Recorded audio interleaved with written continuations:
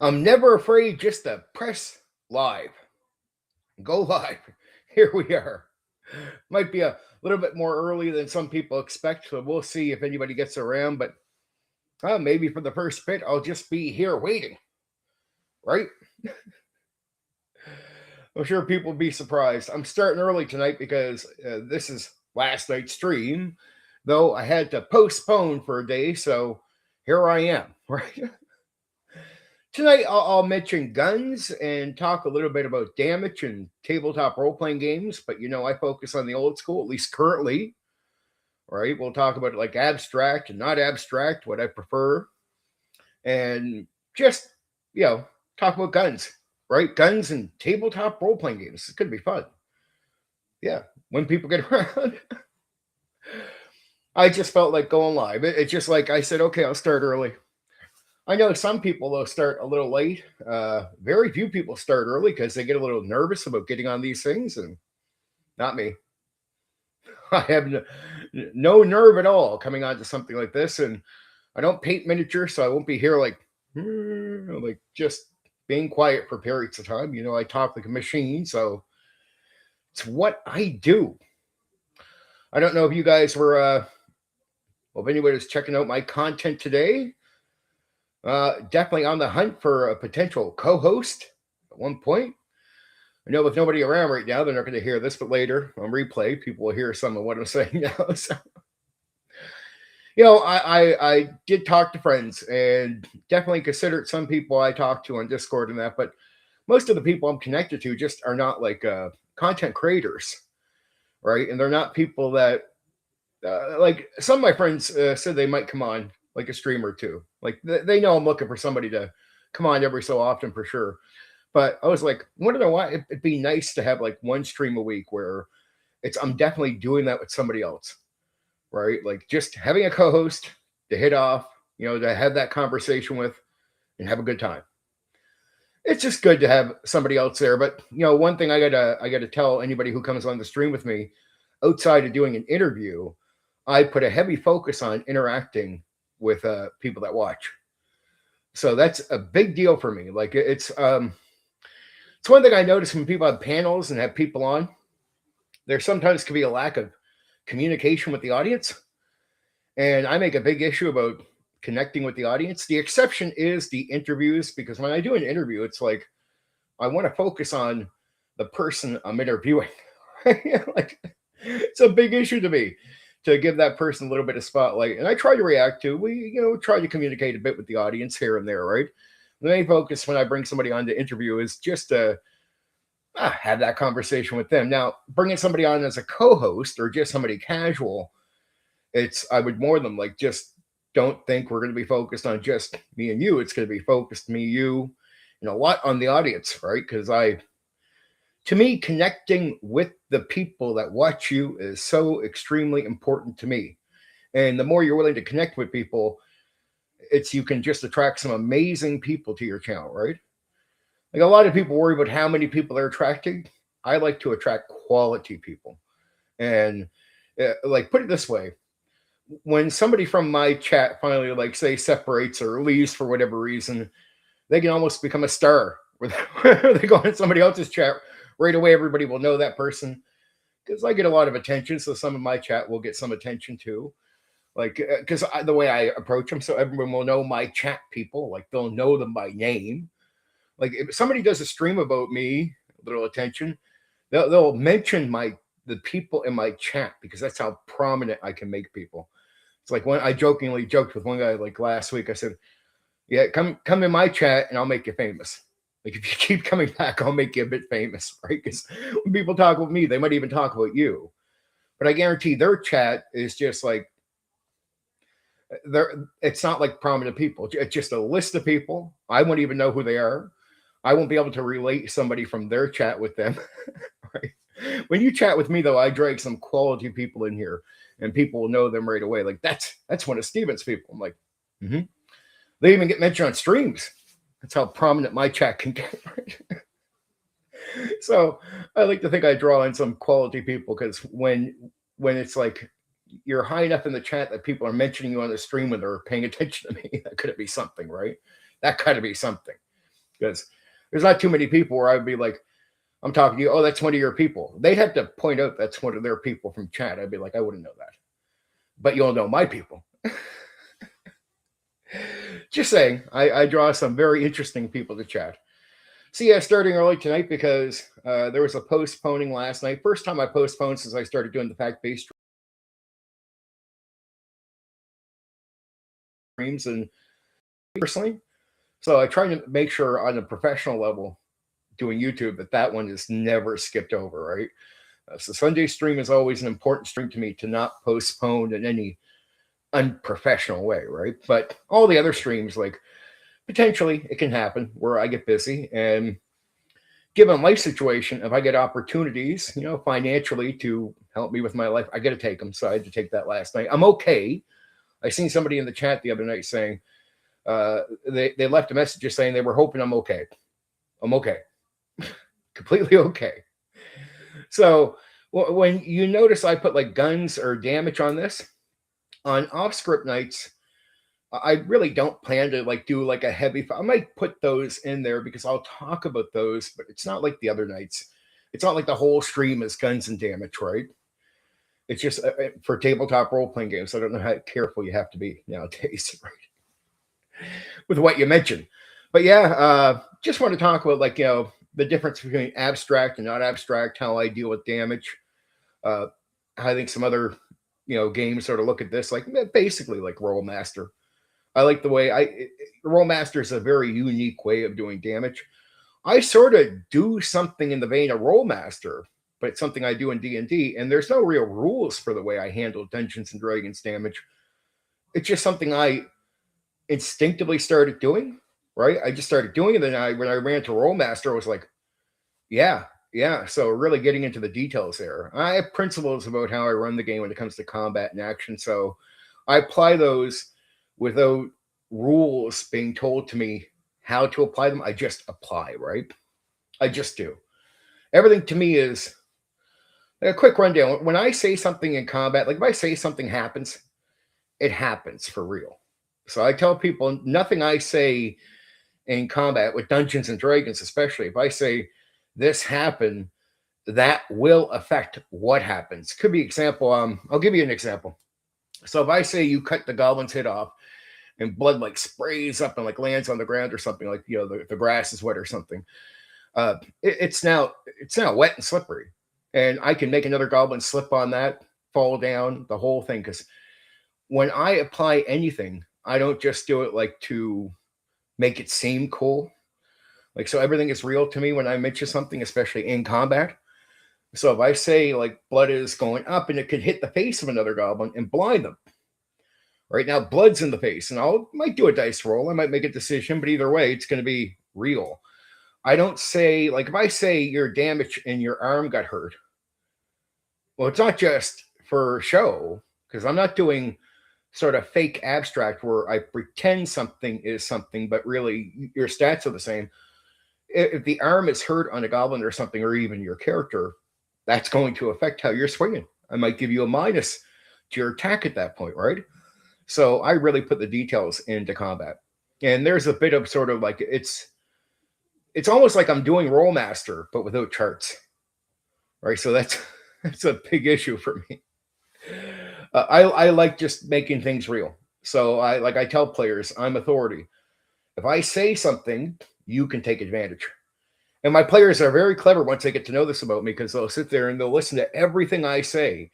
But I want them to. It's almost, it's a good way to get your players to focus on what you're actually saying, which is very important because you are authority in the game when you're especially running D&D. And so if I say something, I want them paying attention because they can take advantage. So if I say something, they might say to me like, well, doesn't that mean he would slow down?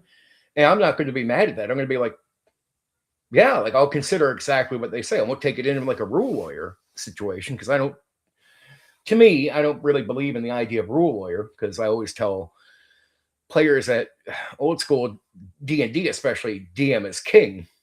And so the book takes a back seat to me. Like if I say something, the book says something else, understand I have the authority over the book. I make sure players know that before we start. Like, just If I say, nope, this is how it is, if you come back and say, no, that's not how it is, well, I just tell you right away, the book doesn't have authority over what I say. So if I say that's how it is, that's right away how it is. That's it. End of fucking story. There's no rule lawyer because I take authority over the book. It's a big issue to me, right? Big issue because I really believe in the concept of DM King, but I really believe in the Game Master King to a certain degree. And not all games like Traveler, you don't push your authority that much, but you don't have to. It's just a different game. I find in games where they say the player has all the sort of control and leeway, most of them are set up where the game master themselves really just, you don't have to apply a certain amount of authority. The game is pushing the proper authority for the game. That's what I like about some side games. The designer sort of understood that. It's like, well, in D&D, some things aren't clear, so I'll push authority. But if I get over to this game, well, that game itself is just, it will act like players have a lot more freedom. But when you really read the other game, you start realizing, no, it applies the proper authority in the game. So you're like, it's nothing more than I would call for in D&D. So it still gives you the authority at the end of the day. You'll notice whole games where it's like, it seems like all the authority goes to the player. But if you really read it well, like even Traveler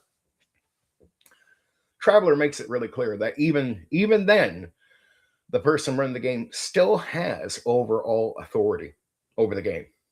So I'll hear some Traveler players say they'll criticize D&D DMs. And I'll be like, dude, I don't think you know what you're talking about. They'll be like, what do you mean? I'm like, you should read your material a bit better.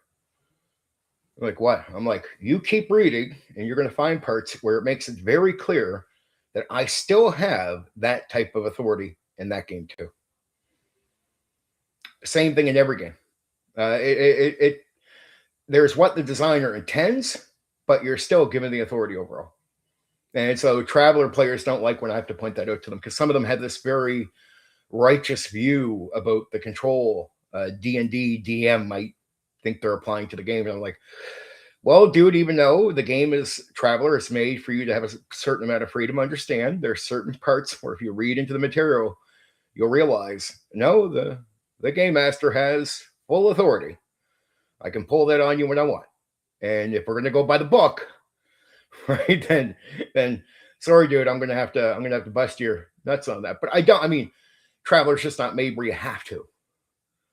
But I like to point it out to them because it's like a tease, right?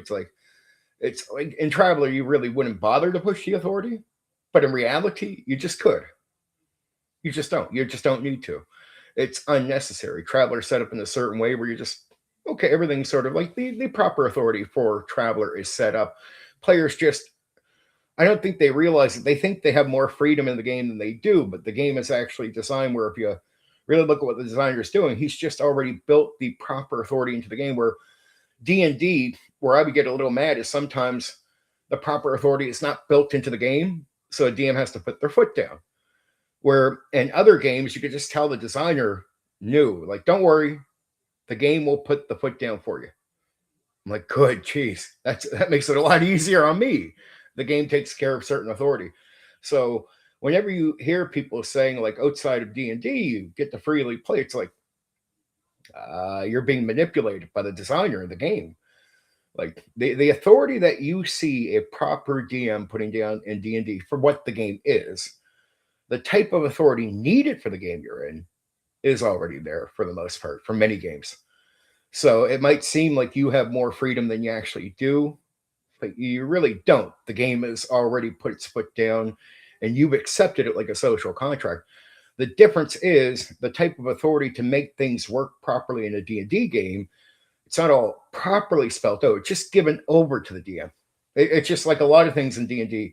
Not everything is spelled out, where if you go to Traveler or something like that, a lot of things are just properly spelled out. Like the authority that you would need is just properly spelled out. So if I say, let's go by the book, you should fall in the line. D&D could have learned a lot from that, though, which is, I don't need as much authority properly if you understand how to build that authority in. But if you don't bother building it into D&D properly and you say, here, DM, we're going to leave it to you. Okay. Okay. Like, you should build in the focus for the game, because like Traveler, your job as a player, once I put pressure on you, is to focus and get certain things done under the pressure in a certain amount of time. It's basically, you can't sit back and be half-assed. In D&D, there's nothing exactly spelled out like that for you. So if you're half-assing, I have to put some authority down and get you to focus. I have to come up with gimmicks to get you to focus, right? There's a lot of good players that just do. That's convenient. But say in other games, the games are built where it's already built with the gameplay already getting you to focus. Sometimes it doesn't even put authority. It's just the way the game is built. You're already going to do what the D&D player is not pressured to do, right?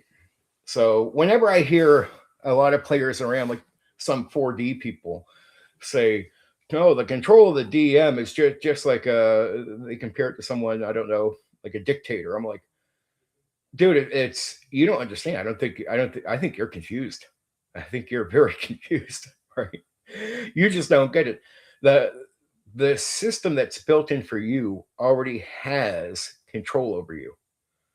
You just don't understand it. I just don't have to apply it myself, but it's there.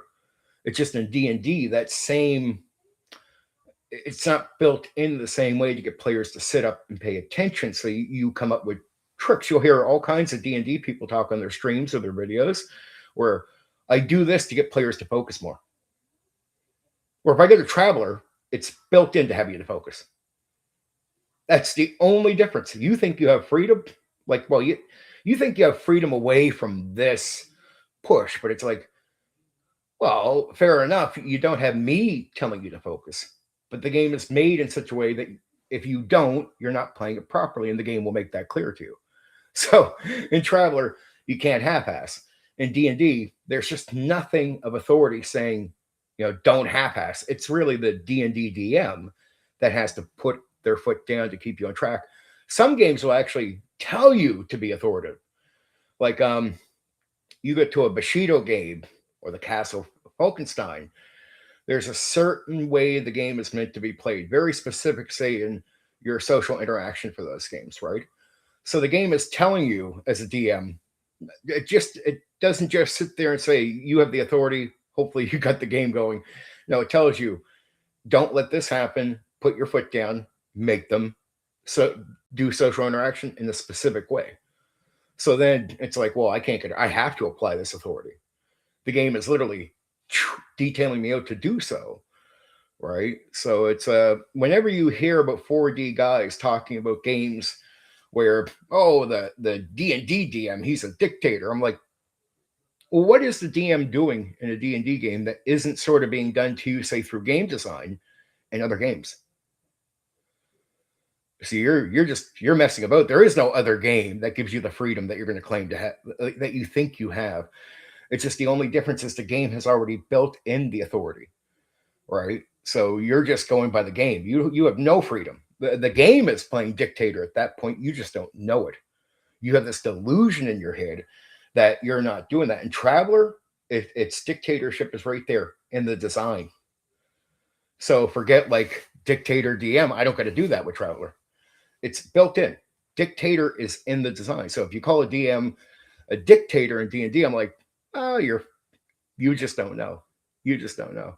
There is no game that doesn't push what a DM would have to push in their game. So to say, well, I say it's my game. Oh, it's our game, the player's game. Oh, still my game in Traveler to a degree, because it's still, I have to set up the scene. I have to set up the world. I have to do that. And then you get in and I still apply how the world reacts. You got to understand, when I say it's my game, what I'm really saying as a DM or a game master of any game is saying the place you're playing in, that's my character. The rules being applied, that's me applying the rules. Right. So what I'm really saying, it's just a form of language. So if you confuse what I'm saying is something else, you're the one lost in the whole thing. When I say it's my game, I'm saying I run the rules, I run the world, I do the reactions from the people. So in a way, what you're walking into with your character is ran by me. So my character's the world. My characters are the NPCs. The rules are what I apply and how I apply them. And in every game, I still have the authority, even in a Traveler game, right? So it's like when you hear 4D people act like the DM in D&D is a dictator, and they're trying to make some insult. I'm like, you guys are fucking idiots. I'm sorry to say, I don't want to be too mean, but it's like you're a fucking moron. You have no idea the design in your game has already built the dictates in. What are you talking about? The game already controls you. Like you think you have freedom. I still made the world, right? Right. I still run the world, right? Right. I still run all the NPCs, right? Right. I still run all the rules, right? Right. So, what part of the game isn't mine with authority outside of your character? So, when I say the game is mine, it's I compare it to the next game master. If you play a game that he runs, if you don't want to say it's his game, if you really want to care about language here, which to me means nothing because it's the same outcome. He creates the world, or he decides what the world is. He runs the NPCs. He runs all the rules. That's what we mean by our game, because it's my game compared to his, right? That's what I'm trying to like. I'm trying to say everything is mine as this is mine, like your character is your character. So when you say this is my character, understand when I say it's my game, it is me just applying the same logic that you're applying to the ownership over your character, right? So the agency, and then agency, it's not just for players, it's for game masters too. Lords of creation. If you want to be in control of your own world, level up to Lords of creation. Hey, you got it. You got it. You got it, monkey. It's not to insult anyone. I just think a lot of people they take language too serious and they misunderstand like a lot. Just I talked about the 4D Traveler guys and some of their other games where they talk about the DM in a D&D game like a dictator, and I'm like just trying to make it like these guys are idiots. I hate to say it because it's like how idiotic the dictate that you're worried about is already built into your game. Like see in the D&D game again, it doesn't say a player has to focus. I have to get them to focus if they don't naturally. But in the Traveler game is designed with the dictate already in. If you don't focus, you're simply not playing the game. You can somewhat, I guess, say you're half-ass playing a D&D game by sitting back and barely paying attention. But in a Traveler game, the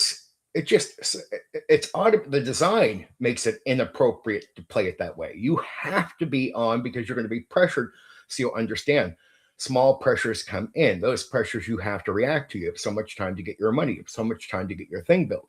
And if you don't do things in a certain process in a certain amount of time, well, that screws you. And you know that as a player. So it's the dictate to get you to pay attention is already in the game. So it just makes it easier on me. I don't have to enforce it. The game itself is enforcing it. So to pretend that that's something other than what the DM is doing in the D&D game, it just means you're unwise. Your view of the situation doesn't make sense to reality. And that's where it's language becomes so important here because a lot of people want to take language and pick apart what you're saying or why you're saying it. It's like, and then you got to be very careful with language, like saying that the game master is another player of the game. Well, okay, I guess in some weird philosophy sense, you can try to say that. But here's an issue for me once I hear people saying that is I'll then turn around and realize the purpose a lot of people have when they say it is to try to take authority away from the game master. I'm like, well, hold up there, because they'll say, well, you're just another player at the game, so you shouldn't have this say. Wait, no. I automatically have this say. So if you're just manipulating with language to take it away from me, we got to change, right? Hey, Drift, what's up, dude? Talking about things, talking about Traveler and that, and people pretending they have freedom in other games that they don't have. Because again, I was telling Monkey that I started this up. I just talking about how I heard it the other day too, just the other day. This is why I'm bringing this up. It's the DM in a Dungeons and Dragons game is a dictator, like old school. And you'll hear this from Traveler players sometimes that they're dictators. But I'm like, well, wait. Traveler just has the dictate built into the design.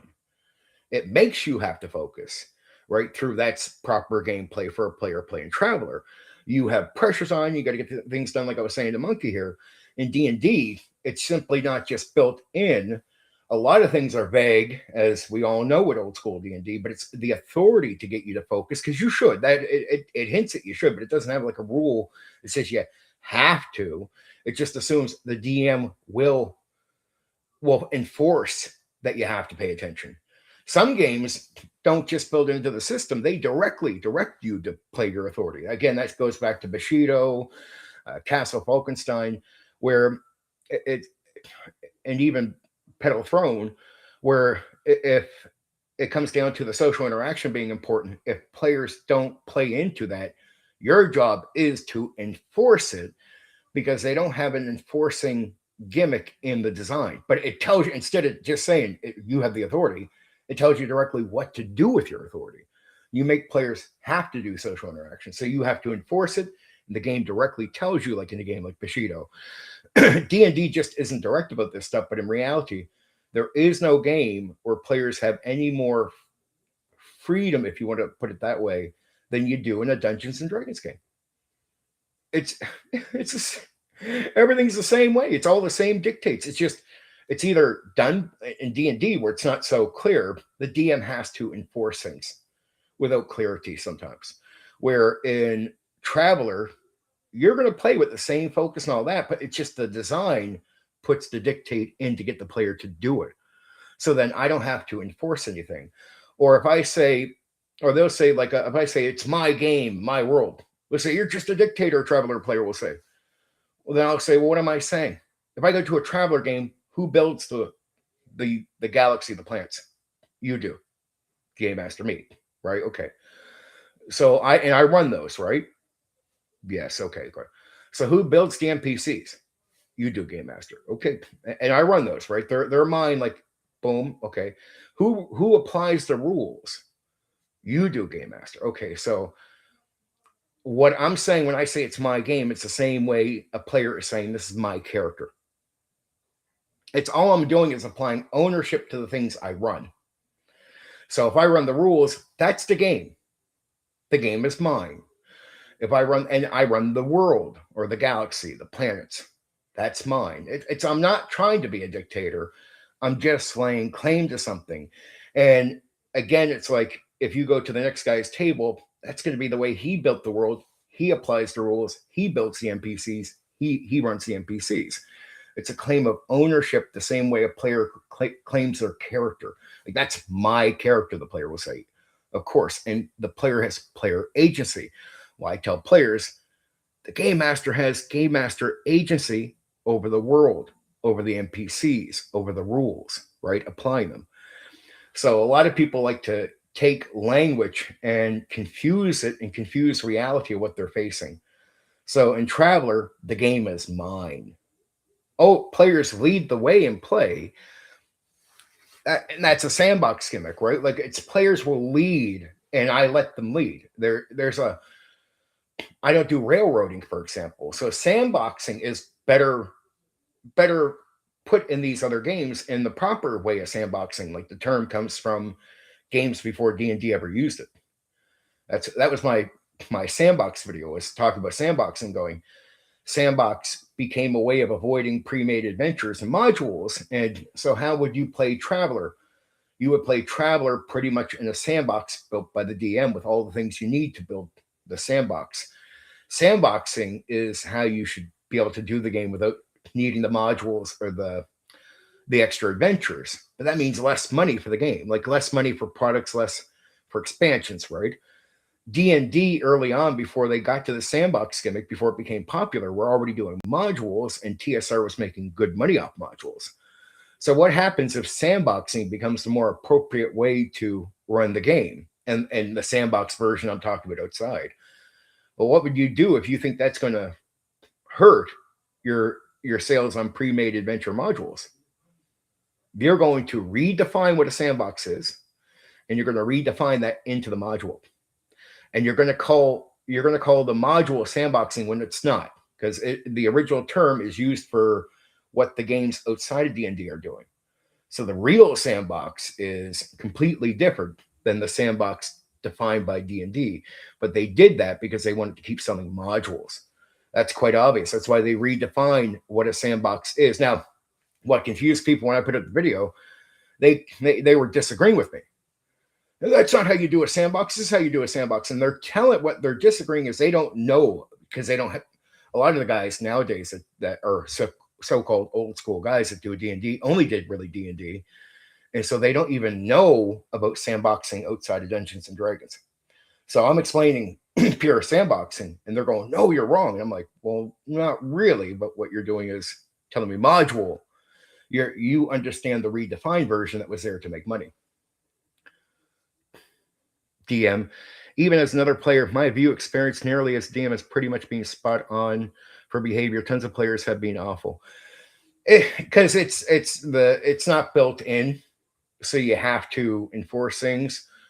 What I do to try to get around letting things get out of hand is understand your authority before you start the game. So when I'm introducing myself to people, I can be very nice, but I establish, all right, you do this, or I'll put my foot down. I get comfortable in the position of being the authority figure. In a D&D game, it's necessary to establish it, like just mentally. So first off, the players know, and even if they're going to mess around, you are playing that role, and you got to be serious as a game master. It doesn't mean you don't have fun and get laid back when you get good players, right? So once players are established and you're good on a good group, and you don't have to really enforce it, because you got most players are going to be good at the end of the day. But when you run to the awful ones, they have a choice, and you got to enforce it. Well, because the way I look at it is like this. I take it as pure disrespect. I do a ton of work on the game. You show up and you half-ass. Nope. Or you show up and you try to tell me what the book says over my authority. Nope. DM is king. Sorry. That's something even Gary Gygax makes very fucking clear. Right? That's why he had no shame. Like, people be like, well, if we're supposed to play raw, why does Gary start at level 3 and do all these alternative things? Because DM is king.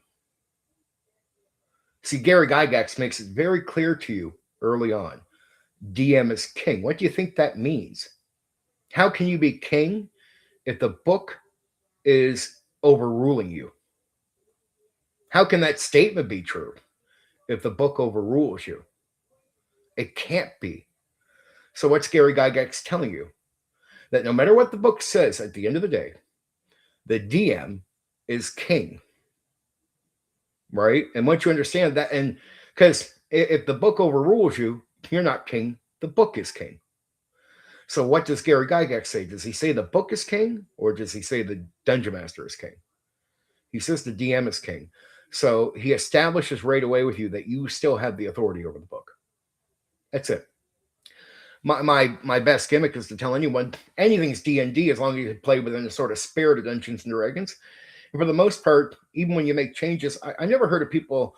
You'll hear people say, "Well, how much do you change before it's not D&D?" Well, come on, guys, that's a complete bullshit argument, because anybody who makes changes never changes it enough to get away from the Dungeons and Dragons gimmick. So to even make that argument as if DMs are out there doing it that want to host rule or make changes, no, nobody's made enough changes for it to stop being D&D. So to even bring that up as a debate is a waste of time. It's to me, it's very deceitful, because then you're just trying to push back against the idea of even making anything change. Or a host rule is taking an optional rule and using it. No. You can make overall changes. And I remember their early arguments, if you go back like 5 or 6 years ago, some of the early arguments to counter host rules or proper changes would be like, well, if you do that, it breaks the game. Well, dude, I've been running D&D since 1991, and I made lots of changes, and it doesn't break at all. So that's just absolute bullshit. Anybody who's made changes will know that right away. This is why the designers could make changes without it being a big issue. And if you understood the designers, they made changes and things work. So it never broke the game. Most of the changes you would make would never snap the game in half. The game, here's the great thing about old D&D. It's flexible. That's the way I would put it, because it's so vague and so many areas. And the way the rules work, it's flexible. It's flexible to changes. Like if you want to make changes, right? That's if you discredit D&D for what it is, if you don't acknowledge that. If you say it's gonna, so they used to their first early arguments to stick to raw was, well, if you make any changes, it breaks. Okay, that argument fails for the people on panels and doing YouTube for a while that were like AD&D 1E raw guys. After that argument fails, they stop making that argument. That came down to, we use optional rules. No, man, you can use made up things. Like you can literally make, and then if you go into the way they run the game, what about when you get here and you don't have a specific rule? What do? There's no optional. You make something up, right? And they'll describe it to you, and I'm like, dude, are you saying people are doing something other than that? No. So even if I did a unique change, it was never enough to break the game. It was just all bullshit. I think a lot of people are just not that wise outside of thinking raw. And you could tell like the least creative people couldn't think like that, right? Yeah, it's flexible. It's not hard. Like you'd have to do some major screwing around to break D&D. Like D&D is actually made to be flexible on most things you're going to put in, like mystery, politics, like even the themes, but even certain game gimmicks. Like, I mean, you could adjust how the skills work for second edition. And skills, I don't know why people have an issue with it. Like, I just don't get it. I'll hear people say they either don't like skills or they like skills. I'm like, really? This is the hill? This is the major thing? This is the gimmick? I don't like skills. I don't, to this day, I don't understand why that is an important argument. I get the old school of you learn certain things, but even if you look at what players are learning skill wise, it's more experience to gameplay than anything. It's all it is. It's okay, fair enough, but it's like, what about like all these other little skills you can do? Like, well, you're limited as a player. You could swim. If you don't have a skill system, you could say you swim. DMs could just let that go. But I'm like, a skill system actually advances your thinking. It makes players consider doing things with their characters 100% of the time they want to do. Why did old school DMs not like that? That's really challenging to them. That's what they're not going to admit to you. Like, most players aren't going to try carpentry, man, if there's no skills, and I'm not going to worry about it. That's really hard on me. Oh, so if we put skills in, it challenges you, DM. That's why you don't like skills. I get it. That's why players do, and you have an issue with it because it makes you have to think. Makes you have to burn some wood in the brain. I get it. That's why most old school DMs, the ones that don't like skills, it's because without them, it's a limited amount of things players are going to try to do. With skills, it means players are going to try to do more. It's like, dude, I'm sorry, DM. Skills are going to challenge you as a dungeon master. That's all that is, and you just got to be honest. That's the reason, and it's a lack of creativity on the DM. They're admitting to you that they're not that creative. Like if you put the skills in, players can think of more. Man, I don't want to deal with that. I don't mind dealing with the swimming part, but this is what they're saying, right? This old school DMs. It's just like, dude, I'm sorry. The reason you don't like skills is not because skills are bad, and that's the part you're not admitting to anyone. Skills are fine, but the reason you don't like them is because you lack creativity. Like you're lacking an area. So if you're lacking in an area, that's why you don't like skills, right? I don't mind skills because as a DM or game master of any game, and remember, a lot of games inside of D&D, you can't even run them if you don't like. If you say you don't like skills, there goes there goes like 80 to 90% of old school games. You can't run them. You can't, because they're all skill based. Almost every game outside of D&D, of course, skills are going to be a thing, and old DMs just don't want to admit that to you. That they don't like skills for one main reason. And honestly, I've never met a DM who's that doesn't like skills that made a good argument to me to get away from this. Right? I'm like, dude, let's be honest. No, the skills most of them are going to make players try things that they normally would never try, so you don't have to think. But you're in a mind game, dude. You're in a mind game. But you got a game master up here, not down here. So game mastering up here means that skill is going to make players challenge you with more shit. Without the skill, you know they're only going to try swimming and simple shit like that. So with the skills, they're going to try shit up here. And your job, the game designer actually expects you to be up here. So let's just be real about why you don't like skills. Now, I try not to mention some of this stuff because guys will feel called out, but I am calling them out. But that's what, see, when you're a hobbyist like me, this is where I don't hate the majority of guys. I don't. The majority are not the hobbyist. They're here. The minority of real hobbyist elite thinkers are here. And so I told you guys about the majority. I don't pick on them, but the majority are type of guys that like skills. Oh man, that's going to be more challenging. They don't want them. Right away. Too simple. Want to stick to raw. Too simple. When they take on rules, rules have to be simplified to the game they're already in. Like and sandboxing can be very challenging. Improvisation, all this. That's why the easier redefined version of sandboxing for modules became the thing that those kinds of people prefer. Because then they don't have to think so hard to run a sandbox. But the second I explain what a proper sandbox is, the real version of it that came before the redefined version by TSR, that's a creative up here hobbyist game master can do. Improvise, think on the spot, work your mind really hard, let players lead the game. And when you apply the real sandbox to D&D, players love it because it gives them real freedom. When you apply the redefined module version, that same freedom starts going away. Like in a real sandbox, I completely let you lead the game. That's as players. Right. So I don't want to prep too much. That's why my sandboxing advice for the way I ran D&D is a proper sandbox. I just don't offer you the module redefined version. Again, that's why guys were disagreeing. That's not how you sandbox. I'm like, no, it's just what you're telling me and you're telling everyone else who listens to your disagreement is you are inexperienced. Everyone who disagreed with me, it was like right away, you say what I say isn't a sandbox. You're just telling people you don't have certain knowledge. You're just confessing it right away.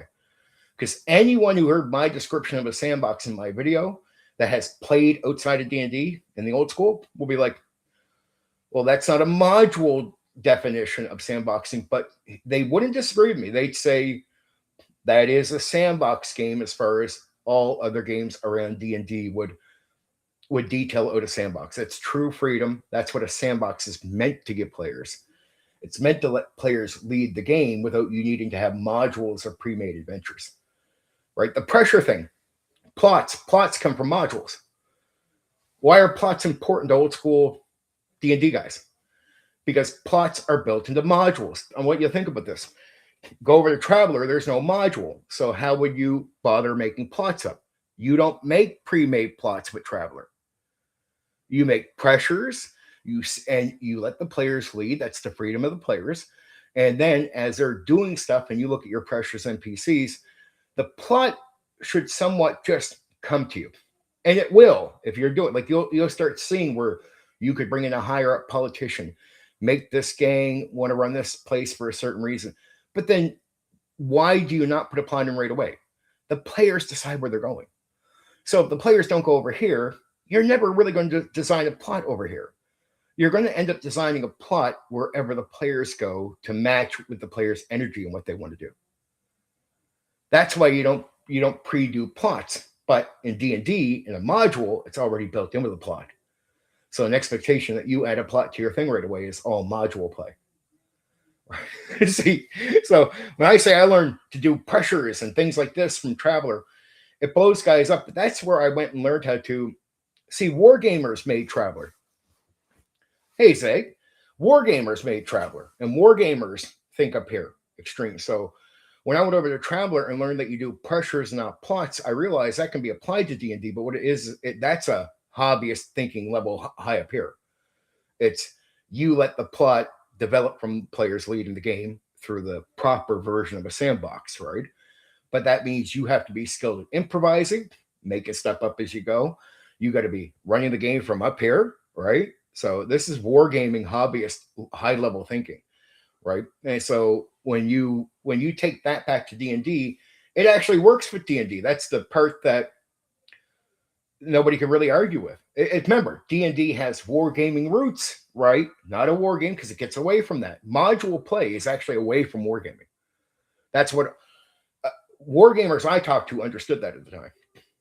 Hey, Craig, what's up? What's up? I started a bit early tonight, guys. Just been going for a while. We're good though. But that's wargamers made Traveler, made Bushido, made all these type of different games. And when they make their games, high thinking is up here. So you can apply the high thinking over to D&D, but what it does is it's counter to the module thinking. But the module, again, is how they make money. So how do you make a bunch of money in between products? You're selling modules. Modules was a big selling point for TSR, and no one denies that. They have shitloads of modules. Why they have shitloads of modules that people love to show off even today? It's because they were making money off these things in between getting ready to sell new editions in that, right? Like, so what happens when you get over to second edition? The modules get cut back a bit, but then it becomes a mix of modules, settings, and splat books. But it's all coming up with ways to create another sort of system of money creation. But what the older games tell you is you don't need none of that. You don't need a module. You don't need all this. You don't even need a setting. Traveler proves that to you. It gives you the tools to build a setting, meaning D&D could have gave you the tools to build any setting you wanted to. It just didn't. It didn't do that because there's no money for TSR in giving you the proper tools to make something. Like they sort of do later with some splat books, especially for second edition. There's a bit of it in there, but it's all extended material you got to go hunt down and get. But Traveler, it just says here, make whatever setting you want. You have 50 themes. You can do all this, and you can put your own creativity in. So it shows you how to make a setting. Then it shows you how to make your own adventure without needing to make a adventure because the players lead the adventure. So the story will emerge from what the players are doing through the simplistic stuff you're putting in. And then that advanced story will be the interesting story. If you try to build the interesting story beforehand, that's where you get your plot gimmick. Plots all come from modules. A lot of people just, I don't think, realize that all these concepts you hear years later when you hear guys like, well, you got to make a plot. I'm like, no, that's just module thinking. And it just tells me right away when guys talk like that, let me guess, you mostly play D&D or something, right? Yeah. Okay. Well, then you're giving yourself away. Because right away, if you played a lot of games outside of D&D, you know right away, plots are unnecessary. Like unnecessary to build right away. They'll come into the game through your own shit, right? And yes, at one point we're going to talk a little bit about abstract. Well, actually, we'll probably start talking about it now. I personally, I found in most games I don't mind. Like Game Busters, I think is just made simplistic. I don't really try to apply anything beyond abstract for Game Busters. I like Rollmaster's take with the charts, but I find it's still slow compared to the way I do it with D&D. So when it comes to doing damage, I simply take a sort of Rollmaster approach where the combat could even be mostly over for the character before they ever hit zero. Because here's how I look at hit points. Hit points to me represent the body, right? I talked about this earlier too in the video. But it represents the body, and you might think, well, Stephen, what does it mean when you get more hit points in say, in D&D, for example? Does that mean you get thicker, bigger? Nope, that's not the way I see it at all. It's the more you level up, the better you are at avoiding damage. So initially, it takes more to bring you down to the 50%, not because you're thicker, because you're able to avoid more aggressive damage, like in that way. So I sort of consider like At level 1, say you have like 10 hit points. Five would be half your health, right? So okay, it's easy to do what I'll term as aggressive damage to you, really hard damage. As you level up and say you're getting to like say 20 or 30 hit points. Well, now it just takes a lot more to do that same amount of type of physical damage to you. You're better at avoiding it. That's your experience, your training, you're better at fighting, you're better at all these things. So it's harder to damage your body in the same way. So the way I view it as higher hit points just means you have become more credible at avoiding that type of very harsh, aggressive damage to your body. So it's harder to damage you. So we don't pretend that you're getting thicker, like something stupid like that. I see a lot of guys do abstract where see a lot of old school guys would just say, all right, you're hit, you take this much damage. And they wouldn't even try to paint a picture. Some guys started realizing that painting a picture can be interesting, like saying, oh man, your arm gets hurt. But in reality, it's no different than the other guy because it's all still abstract. Well, his arm is hurt. Does that mean he has a harder time swinging? Nah. Well, then his arm's really not hurt. It's just sort of, it's fun fluff, right? If I tell you your arm is hurt in the D&D combat, the second I apply that, so I'll do this. At a certain amount of damage, the game will tell you that you'll take minuses. So like you take 50%, you can take minuses. But I really do think of like just applying that into your physical body. Like you can get your arm broken, you can get your arm hurt. Even before that, when it's really high damage, I'll decide your arm is hurt, for example. If I say that, that means with that arm, you got a minus. I'll apply that. Other things, I'm not, and I'm authority like that with all things to do with anything in the game. If I say something, I always tell my players so to get them to focus too, and it works. Focus on my words because I'm authority. If I say blood is spraying up from the head, like say you cut the head off a goblin, blood spraying up, I'm definitely going to have that blood come down. Could come down another goblin, could even get in his eyes. Potentially, if the blood's spraying enough, it could get in your eyes too. So you got to maybe make a dexterity check to avoid getting blood in your eyes because you get blood just coming at you, right? From the goblin whose head you just cut off. And if you fail it, guess what? You're going to get blood in your eyes. It's going to affect you for a moment. Same thing with the other goblin. If he gets, or other goblins, if they get blood in their eyes, that means they're blind, you know what I mean, for that moment. And that's actually going to affect them. So I make everything real, but that includes damage. So if I say like you hurt the leg of your enemy, well, his armor class it's going to get worse. It's going to be a hit, right? There's going to be a minus to the armor class.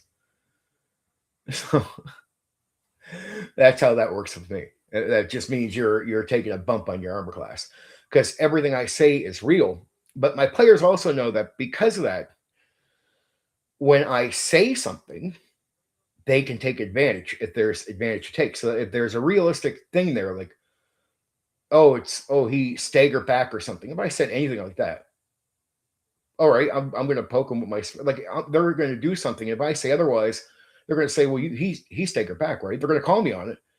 Now I'll let them. It's not a rule lawyer part. It's just the part where they know to take advantage of any detail where I say, he delays, he's talking. Oh, he's talking? I swing. And even though he might have had the initiative somewhat in combat, fair enough, you swing. Now, players need to know to take advantage. So I tell them, pay attention to all my words during gameplay. But that physical damage is something in the vein of Rollmaster. It's exactly like Rollmaster. It's just I do it. It's not to criticize Rollmaster. I just do Rollmaster damage faster. And I do it in D&D. That shocks a lot of people. But I mean, I do it, put it this way. I've been doing it with D&D people for enough years that I've never had a complaint. But that should tell you something. If I don't have a complaint, it means I'm not repetitive and I'm consistent enough in fairness of the game and how it works that players don't feel cheated. Because I tell you, I'd have people complaining if they felt cheated. But where they don't feel cheated, I don't get complaints. And I've been DMing D&D, for example, since 1991. So if I don't have a complaint since 1991, I ran a bunch. It just means I'm not repetitive and I put this thing out fair. The other thing, I'm just as fair to players as I can be. always have a rule, put every line I can in front of death, for example. So I don't just easily let death come to you. If there's a good reason why you might get a roll or something might happen, I'll put every layer I can. I just don't go to the extreme that WotC would do it, where they'll have all like saying 5e, you got to get down this much. This has to happen. This has to happen, and then you die. Right? Or have all these saves. There's a bit much in there. Too much for me, to be honest. But yeah, I like the Rollmaster gimmick, but even before I encountered Rollmaster, I was already doing this. So it's ironically, it's one thing I don't claim to, I learned this from Rollmaster. Ironically, when I was doing it, one guy just said to me one day, man, you must have ran Rollmaster. I was like, why? He's like, what you're doing is Rollmaster in D&D, but you're doing it quicker and without the chart. I'm like, why? And he starts explaining to me, with the chart, you can get the arm broken. You could potentially have the arm cut off or whatever, like damage. And then that damage actually physically affects your stats. And so a fight can be pretty much over even before you hit 0. Like for your character, you'll be so damaged you can barely fight. And in my game, as you're getting close to 0, your character can barely fight. Right? Like your body's going to feel it. So I do, instead of doing abstract damage, the other thing I don't do is exhaustion damage, which is old school D&D. It would give you the freedom to say you could do more realistic damage, or you could do what most DMs were doing, which would be like pretty much you're not really taking stab damage. The only time you really get stabbed or something is at death, for the most part. That's what abstract meant. It's like when you take damage in old school D&D and the earlier versions, most DMs would run it like, okay, you're not really getting cut. You're just getting tired. So realistically, if you had 10 hit points and you lose 3, that's sort of a form of exhaustion. It's degrading you down. You might be getting little nicks or cuts like that. That the assumption's in there. But for the most part, when you finally hear the word you get stabbed, it's you get stabbed, you're dead. Right? Because damage is so end of the game type of thing, that type of graphic damage. By the time you finally hear you've been stabbed, it's aligned with death, right? That's all it is. So I do combat very different in D&D. And when I first ran AD&D 1E, I didn't do that exactly right away. Still, I started doing it, and I didn't do it right away, but I started doing it myself before I ran to Rollmaster, because I like this idea of what I say is authority. And it came from the concept. There's the one thing I read from Gary Gygax, again, that I mentioned already earlier. DM is king. It's just the way it was. Again, Craig, you miss this. Outside of games, outside of D&D, and people don't seem to realize this, and I said it earlier with Traveler, is most of your authority that you see in a D&D game where you'll hear other guys complaining is all built into the game design. And there's games I know Craig likes that he would understand this. Like, I don't need, in like, say, space opera, I don't need the same exact authority a DM would have in Dungeons and Dragons, because in the design, the authority is built in. Even into the, and where it needs you, the DM, to where it needs authority, instead of like in D&D where it just sort of says you have it, you can do what you want with it. Space Opera and other games like that will just tell you what you have to do with it. Like, you got 24 assists. Okay, so you still have the same authority, right? Again, the 4D guys are the guys I laugh at the most when I hear them talk about dictators and DMs. I'm just like, you guys are idiots. You have no idea. You're the authority I'm applying that you're mad about is already in Traveler. And this is where, again, where I heard one of the 4D guys go, when a DM would say, that's my game. They're like, well, you're a dictator, you're this, and they're trying to humiliate or I guess call down somebody. I'm like, well, what does it mean to say it's my game? It's just trying to tell players the same way you say it's your character. It's a claim. I build, say in Traveler, and I said this earlier, I build the world. The world is mine as far as I run the world the same way you run your character. So that's my world. The NPCs, I build them. I run them, right? So what does that mean? It's I'm claiming the NPCs like you claim your character. What about the rules? Well, I apply them. I run the rules. So I make the claim to the rules because I'm applying them. I do have authority over those, even in Traveler. So when I say it's my game, it's not to say I'm a dictator. It's to say this is what I control, and whatever you control, you say is yours. So if you control your character, what do you say? That's your character, right? It's the same. It's the same concept if you think about it that way, right?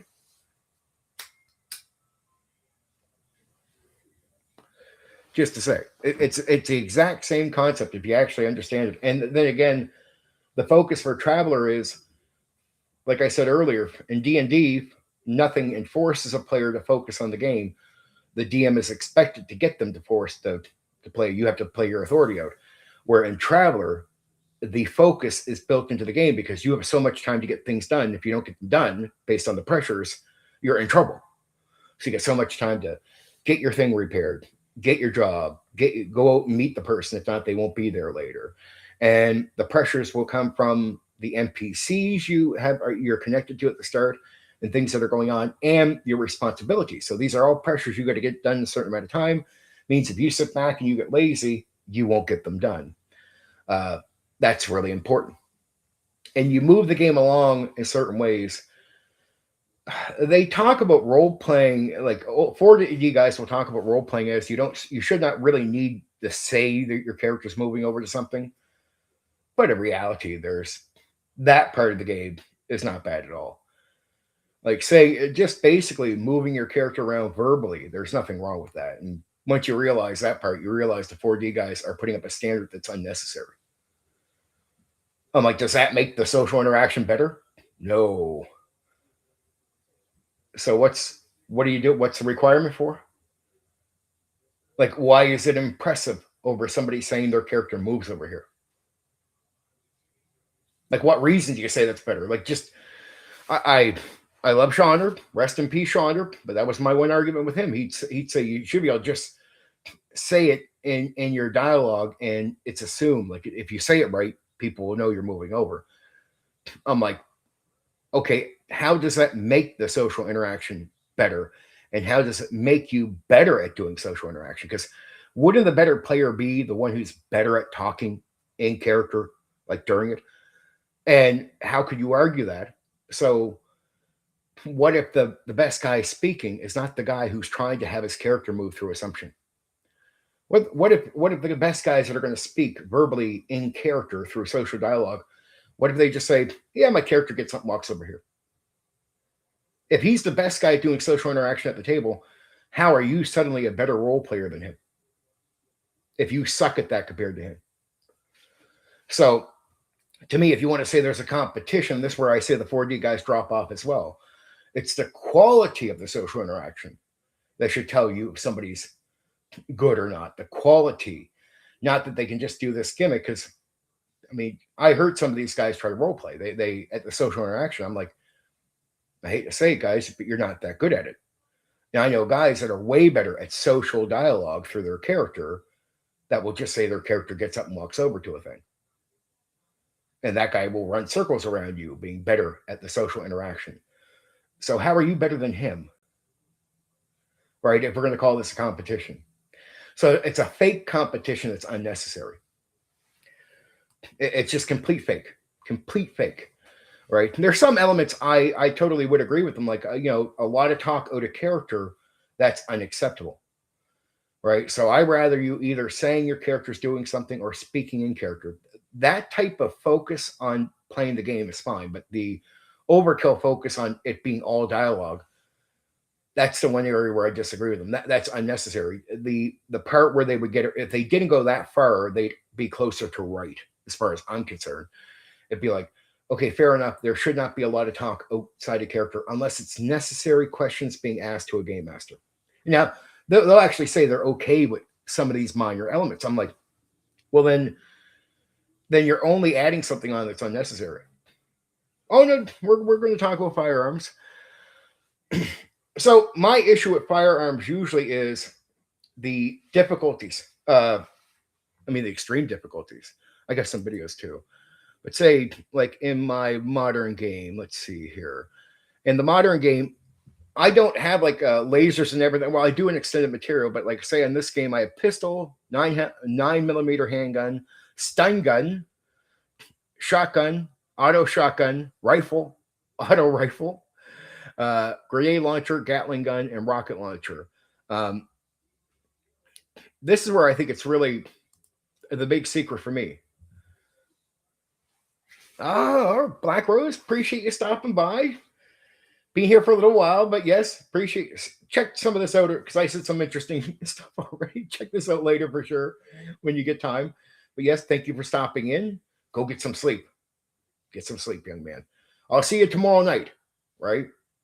We'll be talking stuff then, having fun. So here's my issue with most guns I find in most games. Where it cuts down to the nailing of the gun having issues. And in a lot of games, guns have steps or slowing down for how they deal damage, how they do everything. And I'm like, there is a slowing down process of using guns that I don't like in most games. And it kills it for me. It really is so important, so diddly important to me that gunplay, for it to work well, for it to even be meaningful in the game, has to be one of the quickest forms of combat that you're doing. Meaning, well, it could be as quick as swinging the sword, but I want the illusion, I want the feel of it being very quick. Like when you shoot, that's it. It's so important. And like here's some heavy damage.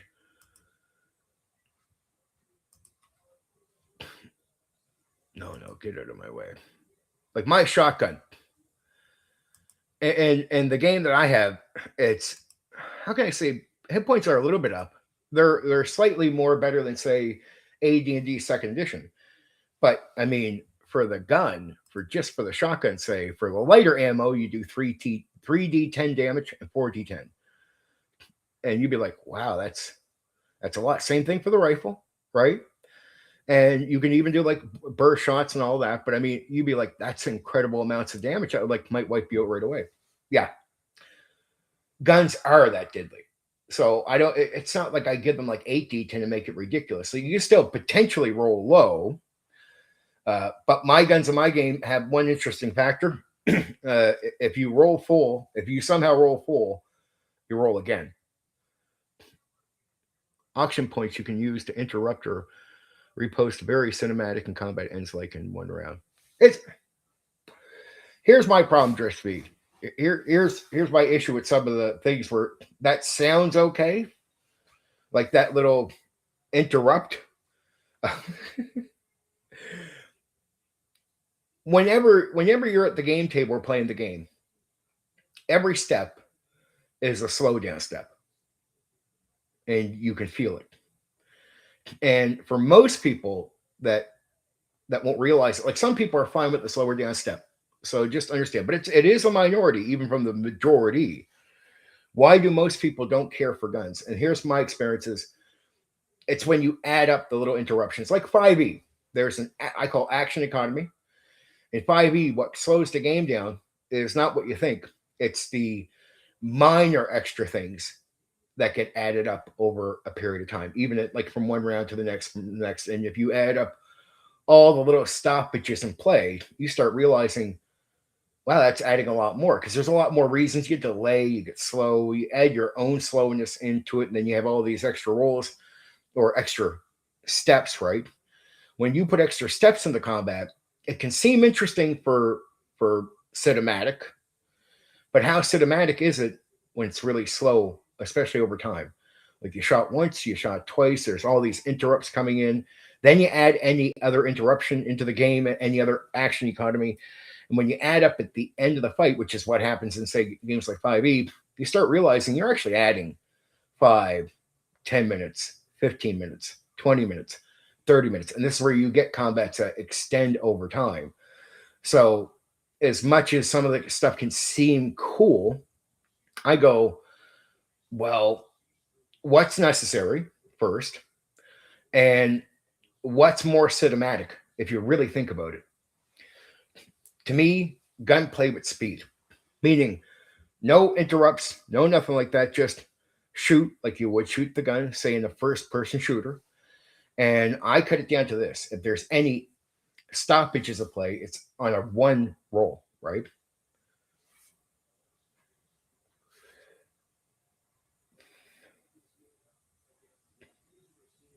Well, see, it's faster to. Here's what I would say: drift speed. My issue is it's yeah.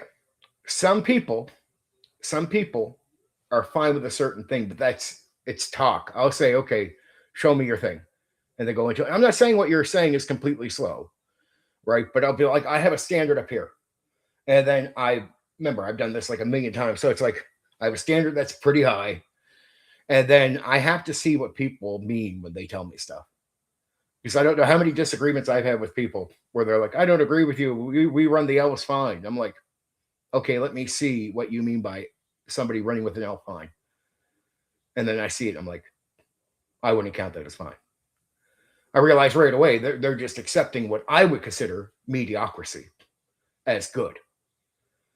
It's like, oh, so that guy's barely running in the elf right, but you'll say he's running the elf right, and you disagree with me.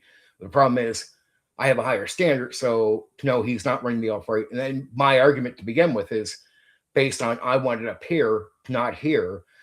But the guy is saying here is actually up here. And this is where the confusion in my disagreement with him comes, because he's like, man, he's playing it really good. I'm like, I see it. I'm like, well, here, come check out my guy play now. And he'll be like, oh, sometimes you have to give that example. You have to really get people to have that type of conversation with you or see something, which is, I hope that's going to happen with some people at certain points when I start running games on here again. But that will be the state of disagreement. I'm not saying you're completely wrong. And some games are actually really bad at guns. That might actually work pretty well. But cinematic to me is, and combat is always speed mixed with description of the events. So they're not just saying interruption. It's like more description of the shots or the outcome of the shots, the damage done to the body, stuff like that. And speed. Speed's very important. And then speed over time. So it's like you're making sure there's not extra from one round to the next. You're not adding an extra step. Step can seem cool the first time, but what about when you're on the fourth round, interrupting, and then you're adding that time in your own pace? Hopefully it's fast, but you never know. And could it be faster than some of the other parts of the game you've been doing with combat? Maybe, but then how slow is that? And then how much of an upgrade is that one? And then it's like I beam where I play with the guns down here. Then I play with guns that were about here. And then I play with guns that were about here. And then I finally get up to the point where, in reality for me, to play the guns up here was only time I stomp is on, at least for my guns. This was game testing for 15 years. Guns was put every possible negative on a one. Don't bother doing too much outside of like people can just describe what they're already doing. So most things can just happen in the game where you duck behind something. All these things can happen with the character, with the opposition. So they can describe it even if you're not going to give them a feat or a special action to it. Sorry, there won't be an extra bonus, but you could do that thing. But here comes the fast shooting.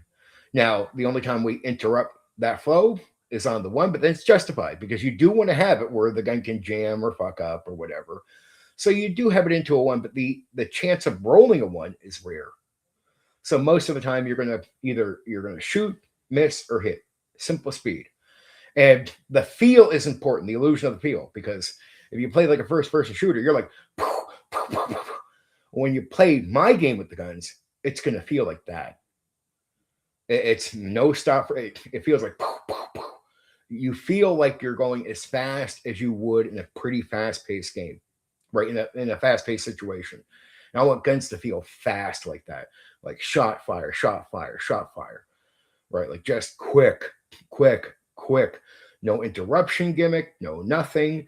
And then it's going to be understanding how that's going. That's speed. That's cinematic for sure. Mentally, you because you're going to picture it shooting like you would a real gun. It's going to be relatable to the experience you might have had in a first-person shooter. So that definitely is something you can relate with. I don't have to give the game an extra gimmick to make a cinematic. That speed will do the job. It will manipulate to do the job, right? And then the only other thing is the actual damage. You shoot, and here's what happens. See, add the speed in, people feel the gun. It's one thing to be cinematic, but I'll put cinematic aside, drift speed. I'll actually make that secondary. Cinematic works better when you feel it. And feeling it is speed. It's one thing to say that, oh man, I can picture that in my head. That's real cool. But I'm like, oh yeah, but I want you to feel it.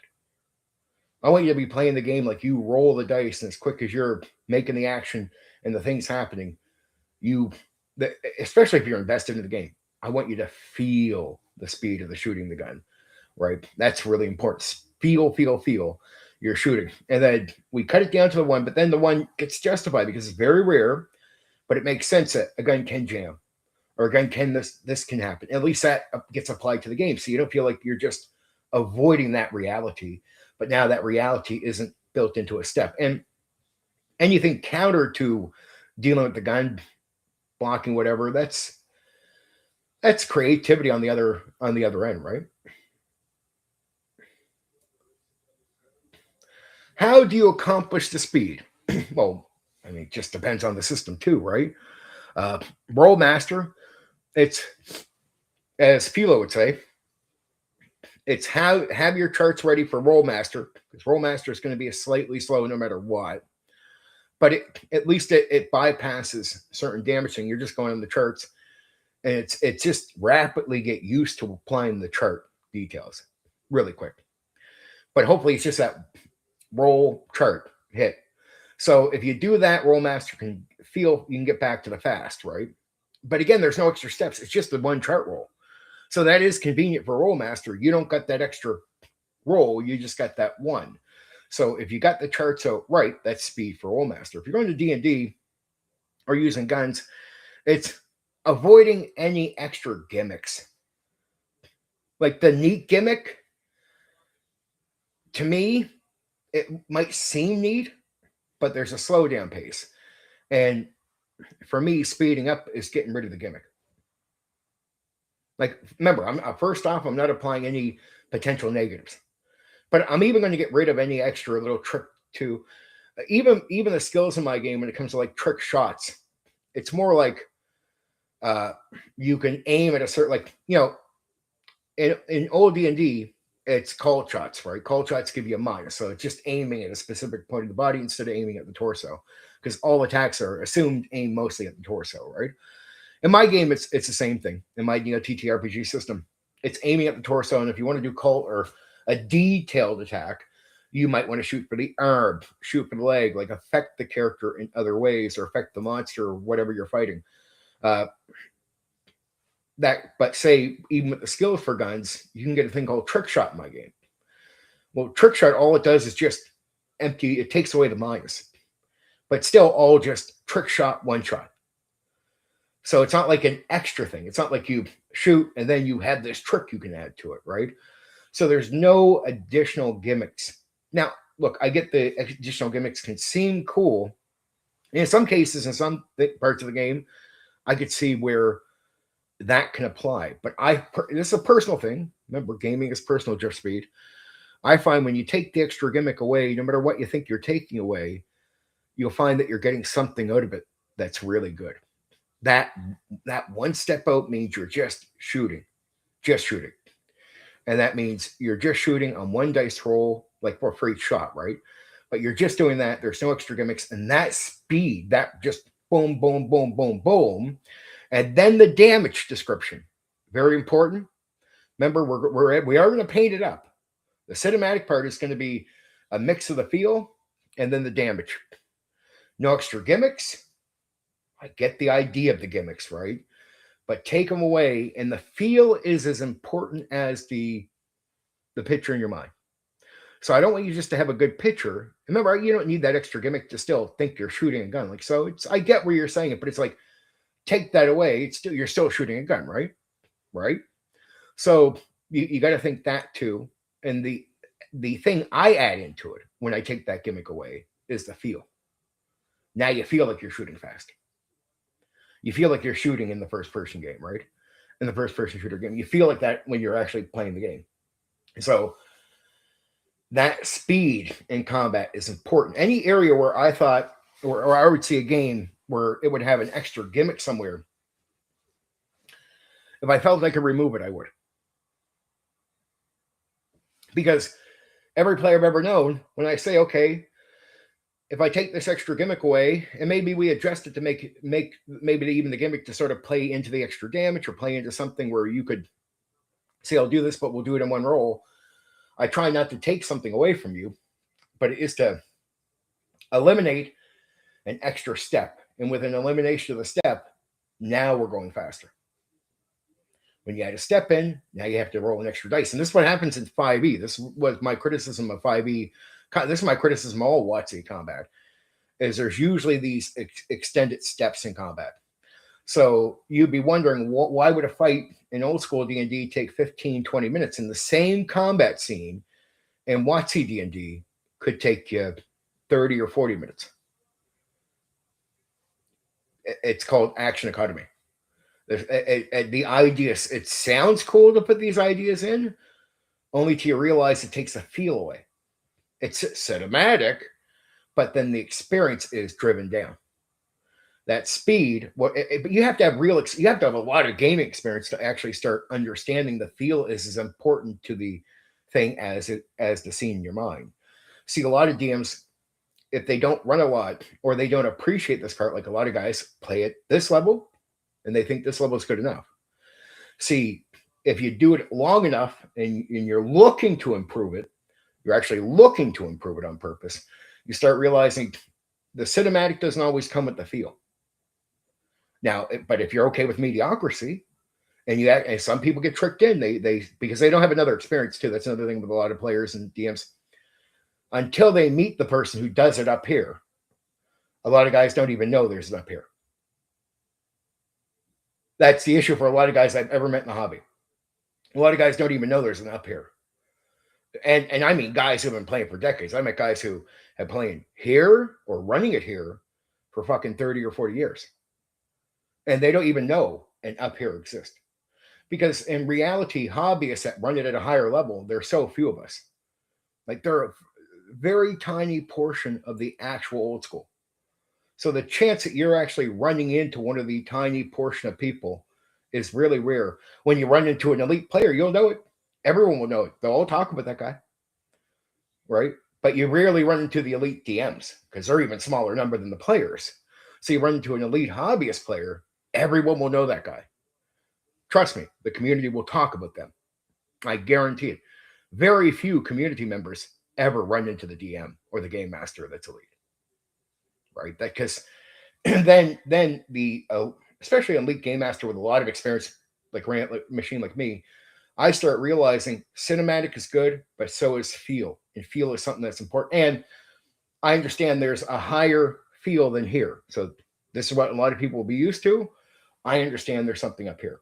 And I understand that because it's a minor way of understanding it. But if you just do it over and over again, you start realizing how effective it is. That's why you start realizing, man, it might not seem like much that extra step adds 5 minutes on. But what happens when you take that extra step away?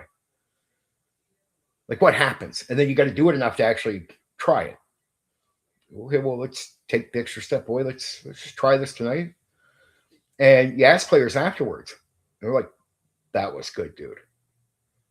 I felt that.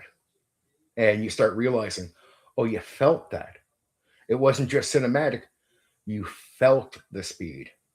Like flow can be important, but the reason I'll value speed most of the time in combat, not in all areas of the game, I think you can slow it down, which are in other areas of the game. Don't misunderstand. I'm talking only about combat, right? Because combat it's so up and down for people. Some people love it, some people hate it. And I think there's a middle line when I run this sort of speed factor. I take people that tell me they don't like combat and they like it. The other thing is I do a lot of social interact. Like I make monsters talk. I do shit talking. I really apply real role play to combat. I don't do hit, miss, and then forget to talk with monsters. Even the way I'll approach you with monsters is funny. Like, imagine like there was one, I had a, yeah, there probably, I think the first time this happened, it was in the 90s, and it was one of the girls in the game, and her character's trying to catch up to the group. She's hitting back from another place, right? And she's going to run. She's accidentally going to go into an area she shouldn't go into. There's ill advised that she even goes into this part of the forest, and there's warnings, and she ignores them. Goes in, and she's going to run into a group of goblins that are sort of standing around. They're hunting, but they've stopped hunting. They're drinking. They're fucking. They're shooting the shit, and they see her, and like instead of just rushing her like a machine game, like you see one guy, he's sort of like the boss, like the foreman of the group, and he's gonna say like he gets the other guys to hold back, like I got this one. He's gonna talk. He's gonna come up and like sort of talk rough, comment to her, right, and then threaten her. And they're actually not even gonna fight her right away. They're gonna like you're by yourself. Like they're gonna do this. Now that's role play. And most DMs that I've encountered over the years, they go into machine brain. You run into goblins, they attack like game says from book. They go up, you are surrounded. Fuck off. Right? I get creative with everything, with the personalities of the enemies, what's going on. I deeply role play when it comes to combat. But on top of that, so that's the one area that might slow down combat a bit, is a bit of role play. But then that, to me, when you start the role play factor, that slowness it doesn't make the combat feel slow. So right away, that doesn't hurt the combat, and it actually makes the combat more interesting for everybody involved. It's these extra steps of rolling dice. Oh, you do this. Oh, then you can throw your trick in. That's an extra dice rolling gimmick, right? Yeah. All right, dude, no. Toss that. Why? Well, it seems like a good idea in the head, but it's going to start hurting the feel. Oh. And then you have to actually do it to go, oh, it does. It does hurt the feel. Because once you do it without it and you do it faster, you go, I do feel that a bit. Wow, that is right. But you got to have that experience to know that's what is happening. In 5e, what kills, in 3e and 5e, what kills combat is, that's why I criticize those games, is the action economy. But that kills a lot of games too. Kills a lot of games in combat area when you have too much action economy. It's like this step. Jesus, dude. Like just simplify combat. I always tell designers that I've talked to over the years, simplify combat. Simplify it. Flow is important, of course, to a degree, but speed is feel. Cinematic is great, but cinematic is secondary to feel. The feel is the actual experience. Cinematic is not your experience, not the experience you're actually looking for. Like it's like every other part of the game, you want to feel it, right? Well, in combat, I want you to feel it. And flow is okay, cinematic is okay, but speed is feel. And once you realize the other two don't focus so much on the feel as they do trying to make it cool, you go, oh, so speed is the feel part. There you go. That's it. That's the trick. And you got to realize that from just pure experience. That's the feel part is so important. And when you run your players through it, ask players afterwards if they disagree with what I'm saying. Just take players through a game where you cut out some things. And actually do a session before with extra things in, extra steps. And then purposely do a session without the extra steps. See if your players will play along. And just ask them, is there a different, are you feeling it like in a different way compared to last time? Every player will say yes. And that's when you start realizing, oh shit, really? Yeah. So it's important to understand those small details. Now, do you have to care about what I'm saying? No. If you really prefer the tricks and the picture and the mind more, go ahead. What I would suggest to you is when you play with extra gimmicks, the way I improved it is I just try to get faster.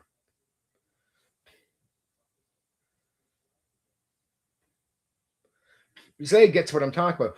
I'm not even saying you can't do the extra steps, but Zeg is exactly explaining what I'm saying. He's not saying he's taking away the things, but he's trying his best to run it faster. And when the things slow down, that's the slog part. You don't feel, or the feel you get is actually negative. That's what Zeg is talking about. The slog, it feels like a negative. When you can speed it up, it feels better.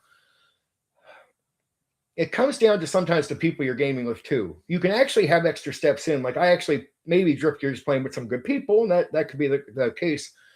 Rollmaster, I can do it with Rollmaster, and I could do it with extra steps, but then I have to have the players all playing along with the speed.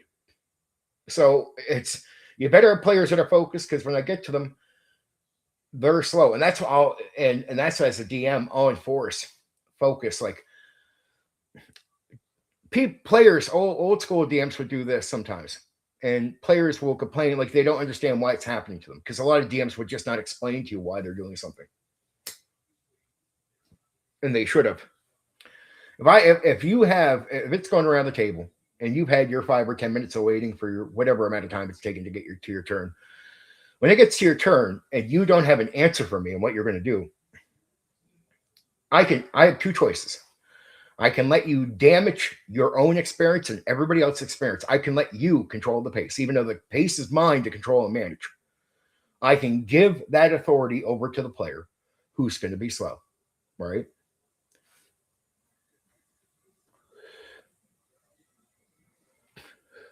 Oh yeah. We can play on the physical stuff, but it's just say when you get to a player, you have to understand as a game master, you are in control of pace. That's your job anyway. When you get to a player who's going to take time and you keep giving them time, like they're slow, they're not reacting, but you don't enforce anything. You just, okay, well, what's happening? You might not realize it, but now you're killing pace, you're killing feel, but you're letting the player do that to you. You're letting the player do that to the other players, into the game, into the situation. So what do? I warn players in the social contract. In combat, when I get to you, you have 10 to 20 seconds to start giving me an answer. Now, if you have an answer, fine, we'll play it out. I don't mind that. It's not like you have to have everything told to me in that amount of time perfectly.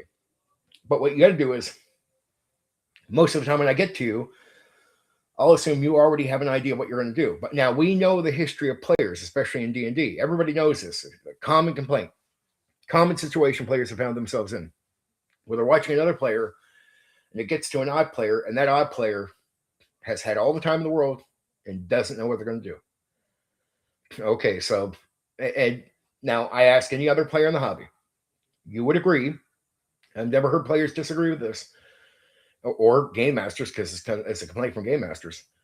You would agree that person said 5 or 10 minutes they should have an answer. Everyone will say yes. Okay, that's good. That's a good step.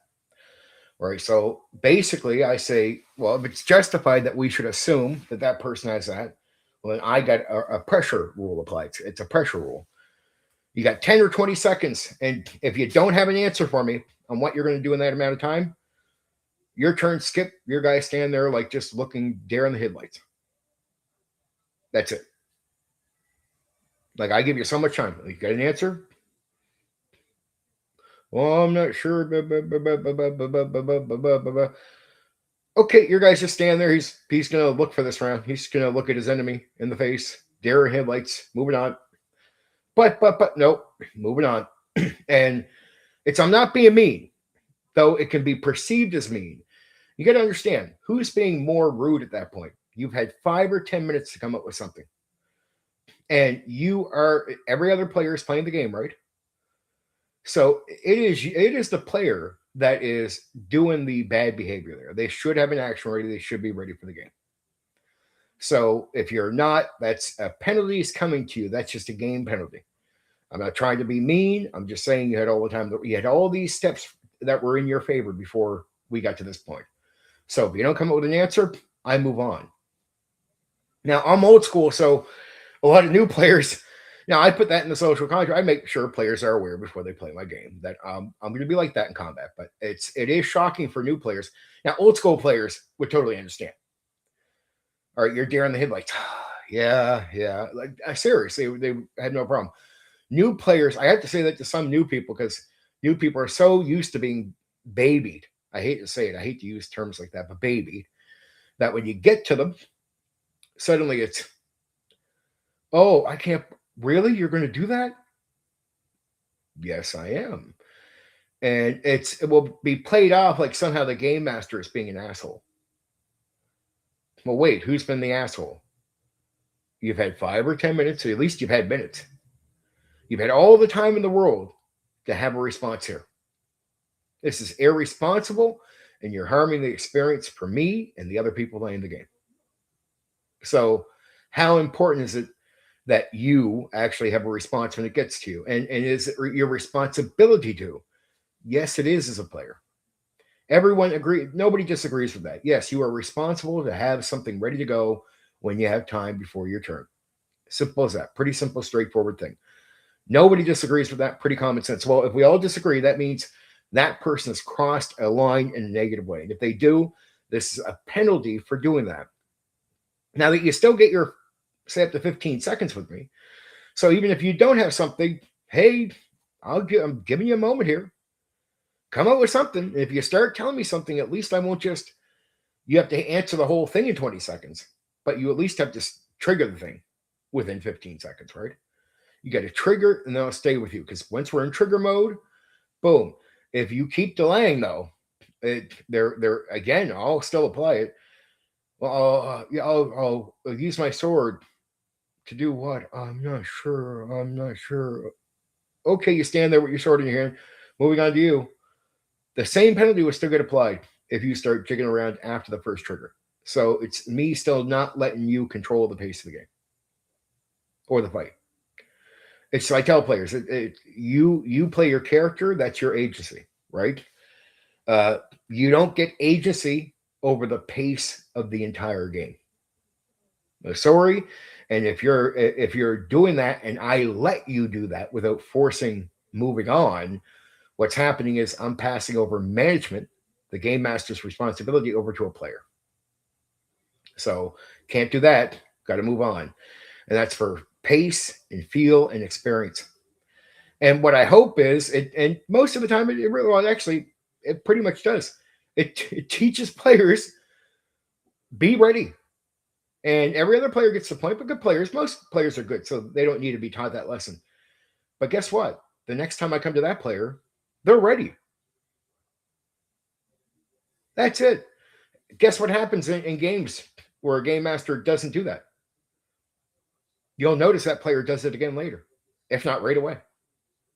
And then they'll do it again. And then they'll do it again. And you'll notice a repeat of this pausing and terrible play from players. Why? Because they're not learning. And what do we do in old school gaming? D&D, but old school gaming, period.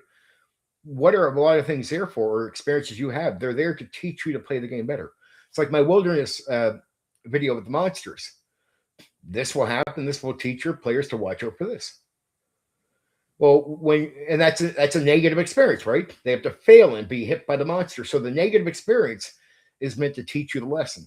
When I give you so much time and you don't take advantage, I skip you. That's a negative experience. It teaches you a lesson. When I come to you next time, you'll at least respect me. You'll know, okay, that guy's not messing around. If that DM gets back to me, I better have an answer because Steven will skip me right over. Oh, yes, I will. Right? So once you know I will, it's your choice. You want to keep, and trust me, then you'll deal with the other players. You're not making an action. You're not going to hear me get complaints. They're going to complain to you at that point. If it comes around again and you don't have an answer again, trust me, the players might go from, oh man, that was a little mean, to the next time it's like, trust me, it goes from them looking at me and maybe to them looking at you. Like, hey, come on, have an answer. We all do. Right. So, and that's good though. That means players will then start putting pressure too, because I'm not abusing when you really look over what's going on. And it will be obvious because the first time can seem a little foul to everyone else at the table. If you do it again, trust me, everybody will see that as, yeah, that is actually a problem. You can't be doing that. You can have an answer. You've had the time. And I'll make sure to mention before I move on from you, look, you've had 5 or 10 minutes. You should have had something. Next time it comes around, I have put that seed in the other player's heads. So if it comes around again and you stall again, then the seed is planted. They'll be like, yeah, you did have actually 5 or 10 minutes. Why didn't you come up with something? So what I do is I move on. That's how you speed up from having bad player behavior. If players don't want to adjust that type of behavior, I have the, hey, I'm going to have a talk with them on pause. You can't keep doing that. Not if you want to keep playing. Right? So repeated bad behavior, I don't accept. Because I'll get this thing where people ask me, how do you deal with this kind of player? And they'll be asking me, how do I deal with bad behavior? Like, how do I just deal with it? Like, and they're talking about it from the vantage point of, this is bad behavior in my game. I don't fix it, but how do you just work around it? Bad behavior is like this for me. I do not allow it. I'm nice enough to have the talk with you on pause or after a session, right? But I'll snuff it out during gameplay too. I have all the gimmicks to snuff out all your bad behavior, so that won't work for you during the game. I'll skip over on you on everything, right? If you start showing me bad behavior. But I'll have a talk with you instead of just instantly kicking you out, as long as you're not behaving bad as far as you're not telling people to F off or being rude to people, right? I'll have a talk with you. Now, some of the guys here already have heard me say some of this before. But I'll have a talk with you. And I'll make sure to tell the other players, hey, I will not put up with that going forward. I'm not kicking them straight into the game. I'm going to have a talk with them. As long as they're willing to adjust that behavior, they can keep playing the game with us, right? But what happens if they don't want to adjust behavior? They're gone. But at least the players know I've given an opportunity. And you got to do that because the reason you got to do this for them, and I've explained it before, but it's good to know. It's good to mention it again, just so people don't assume things about what I mean by this. No matter how a player behaves, all players still see that player as representing them. It's important to know as a game master that that player will still be considered to represent them, right? Mentally. They might not even think of it that way, but trust me, they'll think of it that way instinctively without knowing it. That player still represents them. So how you treat that player will make them think, well, how will you treat us?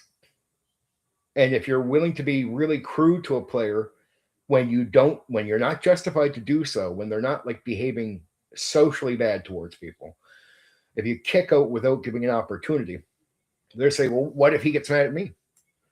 Would he just kick me out if he thinks I'm doing something wrong?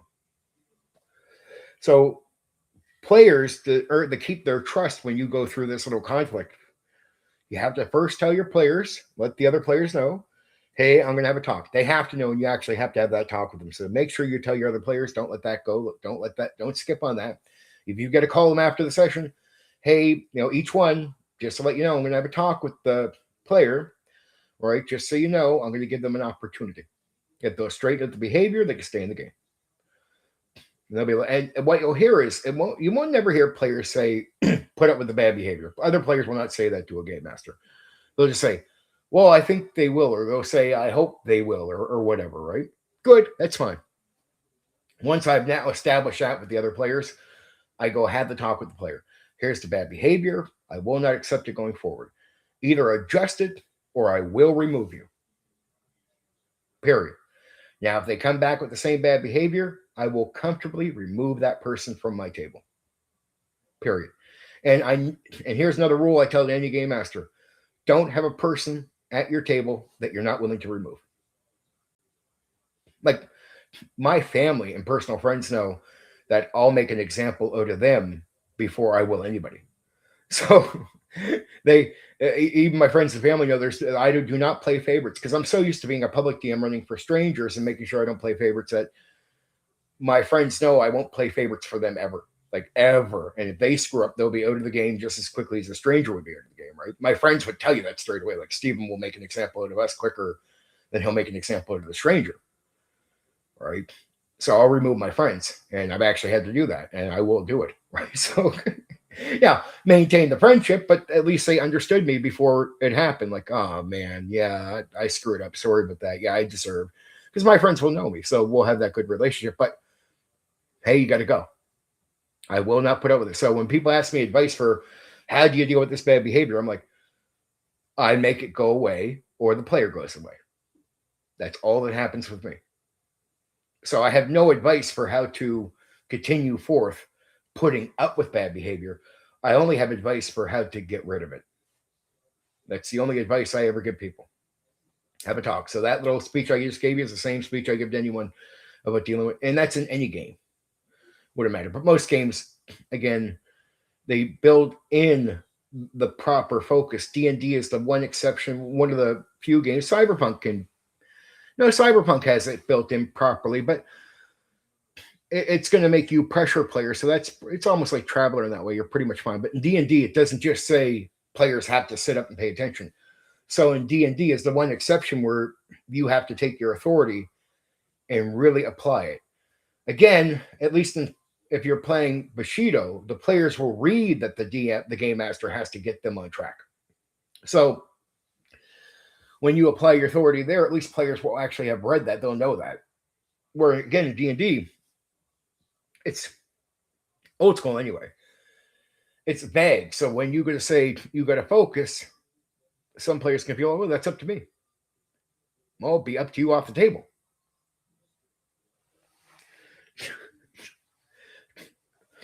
So there you now know my take on guns and speed. That's really important to me.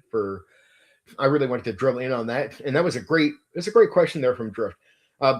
Sorry if I'm not asking you to agree with me, Drift, but you asked me and you gave me a challenge on it, which is fine. I'm good for it. I'm not trying to say anything that would offend, but that's my take on it. So now you know for sure. But it was a good question because it got a lot out of me and really extended the conversation on that. Yeah, and then we talked about damage, which is I like Rollmaster, but I can sometimes not like the pace of Rollmaster is up and down. Philo and me do like it, but I like to quicken that type of damage up, and I do it through D&D, but I do it like really quick through the way I just deal with damage coming in, where it's more out of my head and the damage you're taking than say trying to play it to a chart, right? Yeah, it's and Drift, if you like the way you play it, there's no disrespect. If you're enjoying it, I hope you had a good goddamn time. I swear I'm on your side. So I shouldn't say it like that now, especially I apologize. Language has to change here. Getting used to that. Well, I'm off. Have driving lesson in the morning. Nice listening on this. Good night, Zag. I'm here for a bit though. We got videos to play and everything. I'm actually here for a bit longer than normal because I skipped last night. I'm going to see if I can actually get this to share. Usually I wouldn't have to put this on, but I think I have to put this on for this. I want you guys to hear a bit of this with me. Oh, Black Rose is still somewhat around.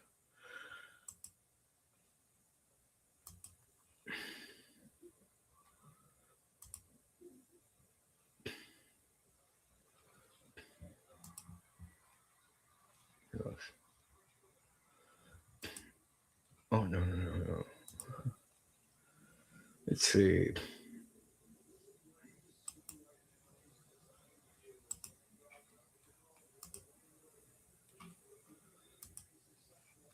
Oh, there we are. Let me see if I just get the volume up on this right.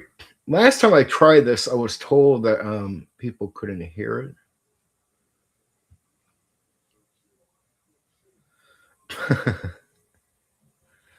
Can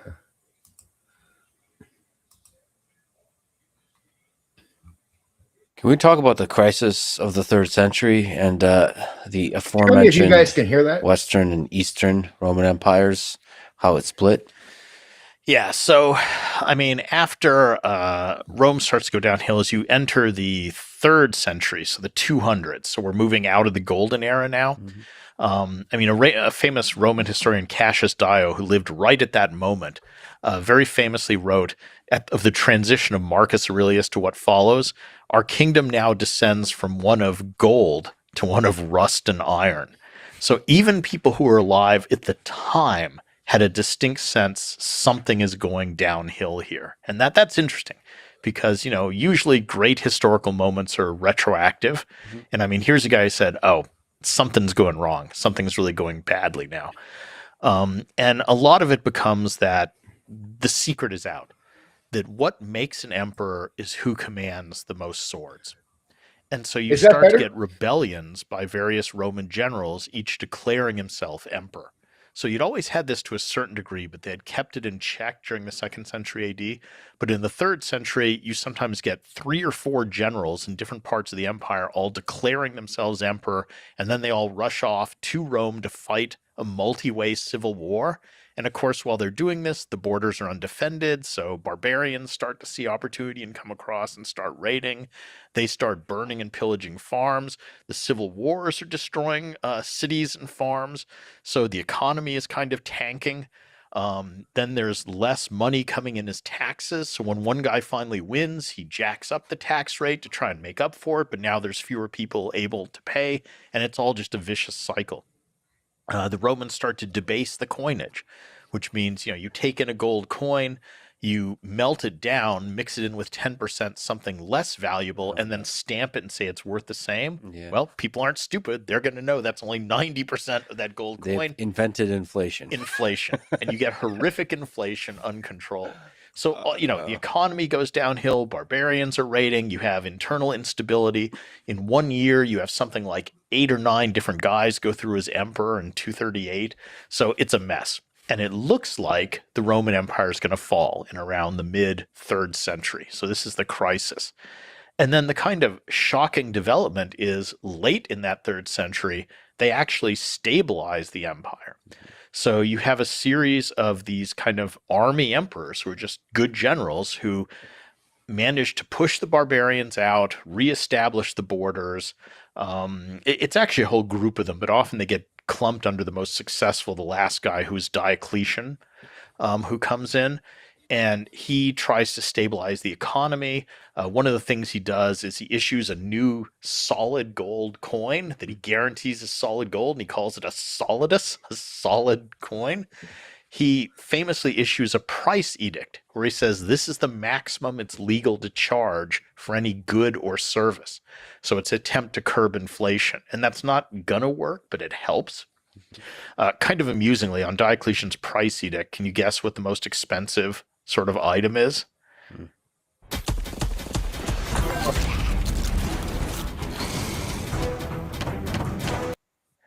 Hiring a lawyer.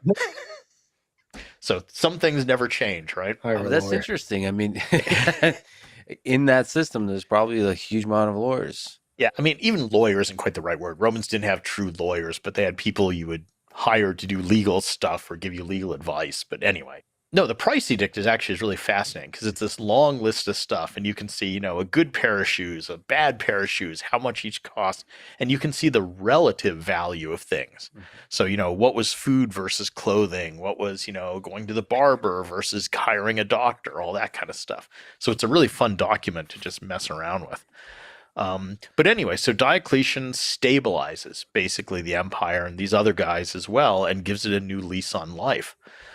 So it seems by the end of the 3rd century that Rome is going to continue. And then as we go into the 4th century, you have the really dramatic thing where Constantine comes along and converts to Christianity. And at the time he converts, the percentage of Christians in the empire is small. 10% at most, something like that. Who knows? But it's quite small. And all of a sudden you have this weird thing where now the emperor belongs to this new religion. What does this mean? You can debate a lot how sincere Constantine's conversion was. It's a little bit of a weird thing where he clearly is using it as a way to fire up the troops before a crucial battle to say, hey, I just had this dream and this god promised us victory if we put his magic symbol on our shields. And this would be okay, except that he had done this a couple times before. So one time it was Helios, the sun god. One time it was another god. Even after he converts, he continues to mint coins and stuff with other gods on them. He continues to worship other gods. But he also kind of seems sincere in his conversion. It's just, I think the question is, how much does he understand his new religion? Maybe more than is it sincere? But that's a real turning point. So now as we go into the 4th century, we have this thing with Constantine, the new religion. And the other thing that happens is the Empire is really just too big. Okay, so why am I even pushing some of this? Because we don't have to watch the entire thing. I just want to show people how easy it is. A lot of people are very uncreative, or they go to modules, or they go to settings, or they go to anything, and they'll even have a hard time sometimes coming up with how things develop, like how you come up with ideas, how you have things break down. And you could think you got to read or check out a fantasy story to sort of get ideas. I'm like, some of the most effective ideas you're going to get for world building or adjusting a world that's already established that you're using, saying a setting, or putting a new leader. Say you want to develop a campaign, right? Like, how do you bring something in, split a place up? How do you start establishing things? What goes down? You don't have to copy Rome, but once you start reading or hearing about Rome, ideas should start just floating through your head quickly. And you start realizing, if you start from the ground instead of starting from, say, a fantasy book will already have things established. It can take you a bit of time to sort of figure out what you want to do. But see, when you go back to Rome, you realize you're really looking at the ground as sort of the starting point, the very basic way of looking at these developments, right? And I find this to be, like, the study of Rome to be more inspirational for how you either develop a world or develop something than saying going to a fantasy story and checking that out. And I know some people know about Rome, but a lot of people actually don't know a lot about Rome. And when I seen this guy on Lex Friedman, everyone says he's one of the most interesting people Lex Friedman ever had on. And no, I wasn't planning on watching the whole video, just to relax, guys. We're not here to do a reaction video. I'm not doing that. And I wanted to feed into stuff I wanted to say about this. And it's not even about just me caring about the split of the Western and Eastern empires. It's just that the second this guy starts talking, he gets this far in, the ideas that should start floating around your head for how easily you can apply things to taking a setting, which is, a lot of you out there will already use marketed settings, and you might even use what's already there. And I could tell you, I find that very uninteresting.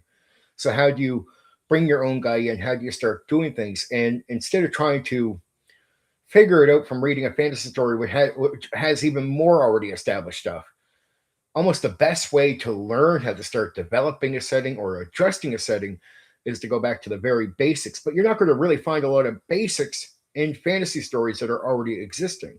Where you find the basics to come up with a lot of ideas that have developed what you already see out there is by going to this, right? Let me check this out. Okay, this is showing me that. Sorry. But yeah, like when you start going back to the basics layer, you'll realize that from the basic idea, a lot of you out there that might have a very difficult time trying to come up with certain things, it's just not that at all, right? It's quite opposite from what you think. And personally, that's why I thought it was just so important. Let me see. Back here. See, I'm not a reaction guy. I don't do reaction videos, nor was I wanting to turn the stream into that. Though I like the idea of being able to bring up videos where it gives you a bit of a sort of start into a conversation, where the real valuable part is us talking about things afterwards, right? Like, I like the idea of creating your own money in the simplistic ways of starting to use it. Like, I do a lot of stuff you might think almost like birthright type of stuff in my games, like starting businesses and that, like for player characters and campaigns. Like when I do long campaigns, I'll do periods of time where there's like the adventure, what you're doing, your sandboxy stuff. But I always find a period of time where you might get stuck down in an area where you might not have to leave there for a few months, or you can establish something for a while you're there. And you'd be like, well, what do I do over the few months? Well, I'm not going to make you play every day, but what are things you might want to do? Do you want to start like some type of guild, a fighter's guild, or do you want to start a business, or do you want to start something that is not just you going out to go to a dungeon, right? Like, do you want to establish something? And then we go into it, and it's realizing establishing something, or me establishing even something, like, say, when I want to do a campaign. Well, I could grab the module, but do I have to? And how hard is it to come up with ideas of having a guy move in, sort of take over? What would he do? He'd create money. He'd do this. And this is Rome. When you go back and study Rome, it's very back at the basic. But the basic means it can help a lot of people think. Because I can give a lot of fantasy stories out there where people say, I have ideas from this, I have ideas from this, but that might be like 10% of guys out of 100 that really get good ideas. Where if I take you back to Rome, it's more likely I can get 90% of the guys checking that out to be able to come up with ideas, because they start realizing that's way more simple, and their in their mind and their approach to how they go ahead and put together things or put together ideas. I'm like, yeah, because Rome is sort of like the starting ground point, but you can see how they're already in the real world sort of doing stuff that you're going to know that you can come up with. Like, even the study of gods, like, you study gods from fantasy, or you study gods from a setting, and you go, man, how would I start my own gods? I'm like, don't do this real world, or don't do this fantasy stuff. Go back to the real world Rome, and even forget Lord of the Rings, because many of the sort of concepts outside of certain, like, fantasy elements, like, outside of that, the structure of the world, the structure of things, the structure of ideas is more better represented in the real world, especially back in ancient Rome, than it is in actual fantasy. Like, if you understand structure, then it's easier to apply fantasy to the structure, right? And it's easier to mix in fantasy to the structure, but structure at the end of the day is more important than your fantasy. Look, it's easy to adapt fantasy to structure, but structure is the relatable thing. And realistically, that's your players are going to more relate with the structure than even the fantasy. The fantasy is the weirdness, the scary, the this or that. Where if you're wondering, well, how do I learn it from fantasy? Well, structure is not something so well taught in fantasy. Structure can be very advanced, but it's a lot easier to go back to the most basic element of something and go from the basic, what do I do? Like, if you're someone who's not studied Rome, I say it's the best world building study you could ever do for any tabletop role playing game. Like, at least as far as medieval, even up to the point of doing, like, say, space or anything. I find, personally, this is a personal opinion, I find the study of Rome to be the best world building study you can ever do. And that stream or podcast I would promote to anyone who wants to go and check it out is with Lex Friedman. Lex Friedman is an interesting guy. Some things I don't mind. One of his streams he did, he talked to, or podcast he did, he talked to a guy who was going over the Viking history. I'd say that's one of the more disappointing podcasts that I watched as far as finding out of Viking history, but not disappointing because I thought it wasn't interesting. Disappointing because you find out most of what you think you know about Vikings nowadays is all just made up. Like, the Viking history is so vague, and Black Rose in Norway, it's definitely connected to Norway, but it's so vague that it's like trying to understand that farmers, normal people, are going to end up being your Vikings. But what are Vikings? Are they more romanticized, and they are unless that they're actually what you think they are? Like, are they just violent farmers? Well, if you go based on real knowledge instead of, say, secondhand, the little bit you can get from them, because if you go back to Vikings, you find out most of their writing is shitty writing. Yeah, it is, because most of they had a weird way of recording things. Vikings didn't take on what we would call a proper language to record things for a long time. And so most of what you hear about Vikings actually comes from their enemies, or, just from other people. So it's so vague what Vikings are that it's pretty crappy. But if you're trying to build something off of Vikings, if you're trying to build a background, again, that podcast with that guy is way better, because he's a guy who studies Vikings, but because he studies Vikings, he's so honest about the lack of knowledge of them.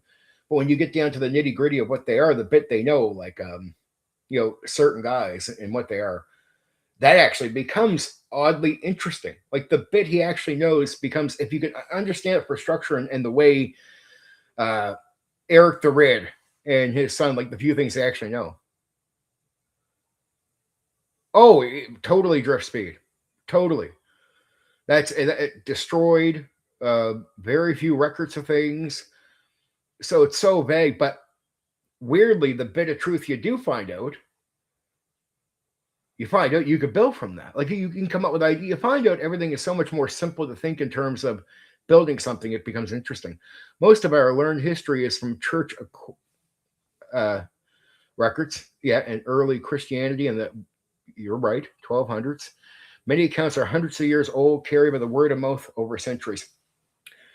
Word of mouth is considered to be the most powerful thing about Vikings as far as carrying over some stories. A lot of it becomes Vikings and witches and stuff like that. And their witches are not like the evil witches. It's paganism. Now, given my recent statements, it doesn't mean I lack in understanding history. It's not like I changed my understanding. And I don't think I'm not a religious person as far as I'm committed to a church or believe in religion that way. It's one thing to my recent, I want to make sure people are clear on this. I haven't become some church-going person who just thinks religion is the answer to everything. I have chosen an individual. That's where my belief lies. That's it. It doesn't mean I've turned my fucking mind off to everything else, right? The history of the Dane law is well documented by Viking kingdoms in Britain. Doesn't meet most people's expectation. No, it doesn't. And you're right. They were sort of given land.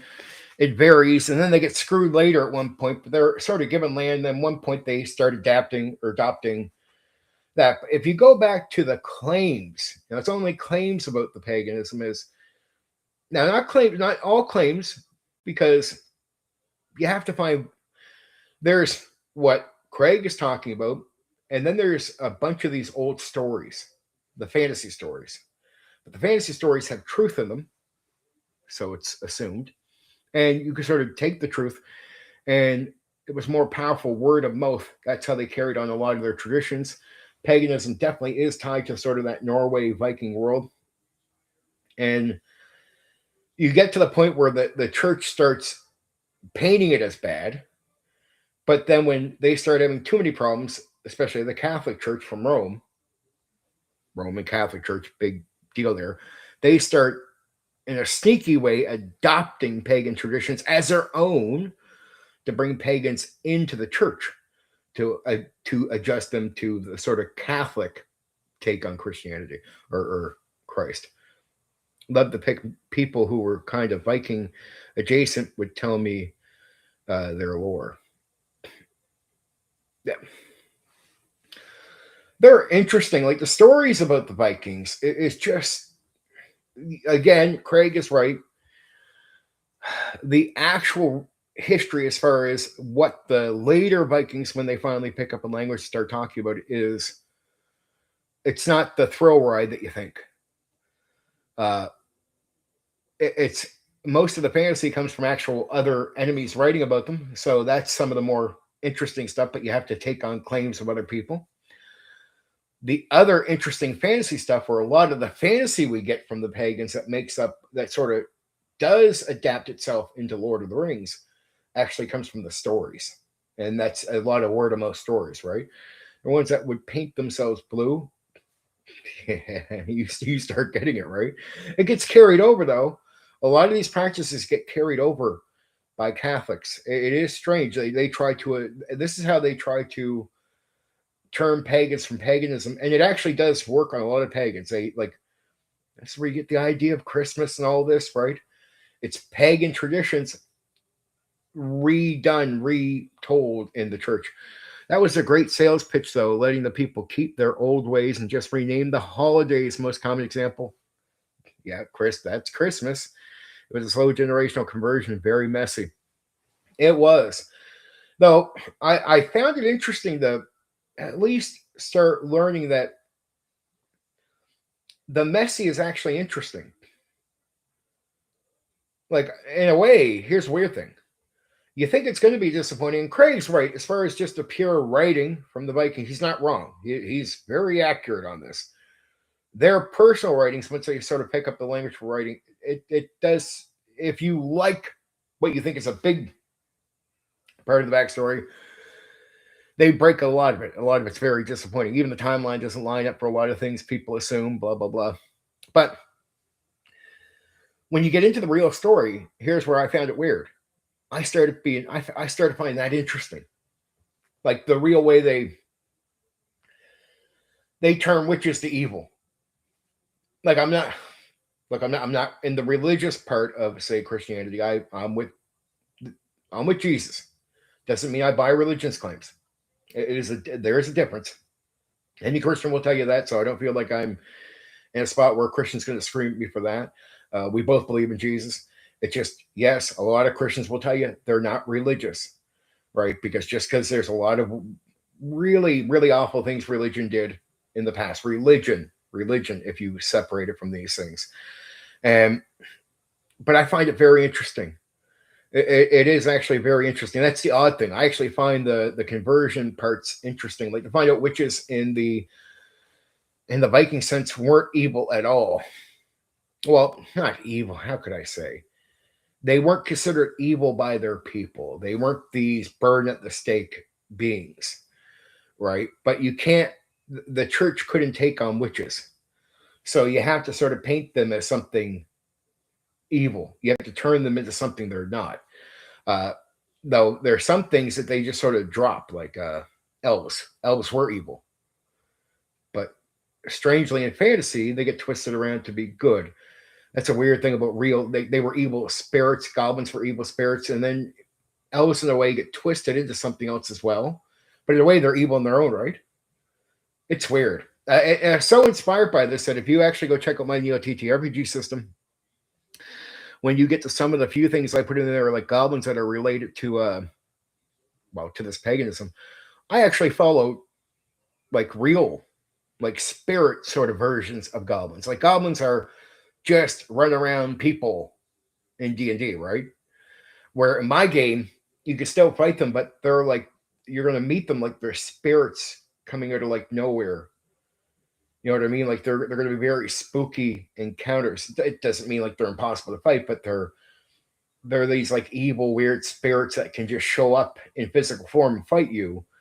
But understand they're evil spirits showing up. And this is more to do with the paganism and related to sort of paganism around Norway, the story of elves and goblins. I use mainly some of the evil spirit stuff. But to me, mentally, I find that, I don't know if you guys would agree, I find the idea of turning goblins into these evil spirits way more interesting than the take D&D ended up having with them. I did at D&D, I think went with the Lord of the Rings take on it, but I was like, wow, the real idea of them being evil spirits, that is there. It brings a spookiness to them.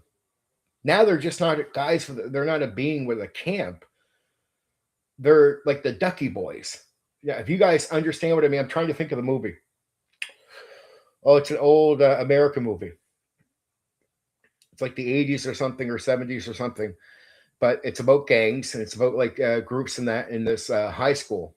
And there's a very twisted group called the Ducky Boys, they call them. And the Ducky Boys is this weird sort of street gang, which they're not even standing around. You don't even know where they're from. Like you go into their territory and they come out of the mist. Like they're spirits. They're all dressed up like little, like, street gang guys, but they run up on you, they attack, but they come out of the mist like they're evil spirits. This made me think of the goblins, and the goblins are like, I sort of treat them sort of like the idea of the Ducky Boys in this movie. If you guys understand that Ducky Boy thing, I'd be impressed, right? Some people that listen to this will get it right away. But I sort of treat the goblins in that like the Ducky Boys, right? Pagan rites never ended. Let's see. Pagan rites never ended Britain. I have attended loads of festivals, but again, they don't match most people's expectations. Exit Mother Shipton's cave through the gift. Oh, yeah, definitely on the real side of it, you definitely have to enhance your take of it. Like the way you take it in has to be something, because it can be driven down to be more basic in its understanding. Craig is 1,000,000% right. So it is, you can take what is more common and you paint it up. If you apply real life to lore, D&D lore, and then back the other direction, makes things a lot easier to remember and comprehend. Yep, definitely does. I was thinking that about Ireland and Scotland too. There's a lot of stuff that lasted all over Europe, and that's drifts me. That's why I was showing the thing about Rome, because I find history and the real world to be so much more basic that you realize, and not in a bad way, but it's a lot easier than somebody giving you something already complicated, like already with so many complications already built in that maybe 10% of the people really start taking ideas from it. That's because I see all these fantasy books pitched out on X and other places that I go, other platforms, and I'm like, yeah, they're not bad for ideas. And I kept seeing all these guys share this stuff, and I said, you know what? I'm going to go on my stream and share a bit about the Rome thing, because I think the Lex Friedman fucking podcast with that guy is fucking excellent. I think I would suggest if you guys have never seen that, that will be a interesting listen to. And Lex Friedman doesn't have 50 million guests, but he does have that guy with the Viking thing. That's another good one. I just forget the guy's name. But I knew it would lead to a little bit of interesting talk for me, because I wanted to show people that these fantasy books are all neat, but they lack giving a lot of people ideas. Like they're not a key for a lot of people to get ideas from. Where in real history of like Rome, Vikings, right, the Norway stuff, that's a key that's more simple, but not in a bad way, simple genius for 90% of the people studying and looking at it to get ideas for tabletop role-playing games. If I ever said there's a reason for you to study the history of Vikings, and it's connected in many ways. The Catholic Church, you guys get all this. There's a big connection with everything. But the study of real history is actually better for tabletop role-playing game world building than any fantasy book. Like, forget Lord of the Rings. Now, I'm not saying that in a bad way. I get why they built D&D off of that, because it's already a popular brand. But I'm like, if you just wanted to know how the world build, don't start at Lord of the Rings. Just go to real history. Real history is where Lord of the Rings is, how Lord of the Rings even got built. So why start so many steps up, which is almost every fantasy book you're ever going to read? And that means less people are going to really start building ideas off it. And one guy was even saying, I like this game. It gets me ideas. I'm like, it won't get you as many ideas as studying Rome or studying Norway, right? And their history and Europe and how that's all connected. You study that shit. That's where the fucking structure and fantasy is for all. That's how Lord of the Rings got built. Go back to where it starts. You'll get better ideas, and you'll get better ideas because you realize actually Lord of the Rings is sort of limited. It's like my goblin idea. If I stick to Lord of the Rings or even D&D, my goblins are generic and boring. But now my goblins, because I went back to paganism, the history of Europe, the history of Rome, and I looked at that, I'm like, shit, that's a way better. That's okay. He didn't put that. There's ideas there that are just laying in history, waiting for you to pick up and go with.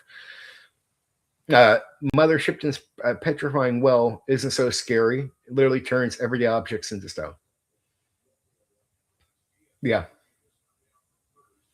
But Craig, here's what I would say. It's you can be inspired by that.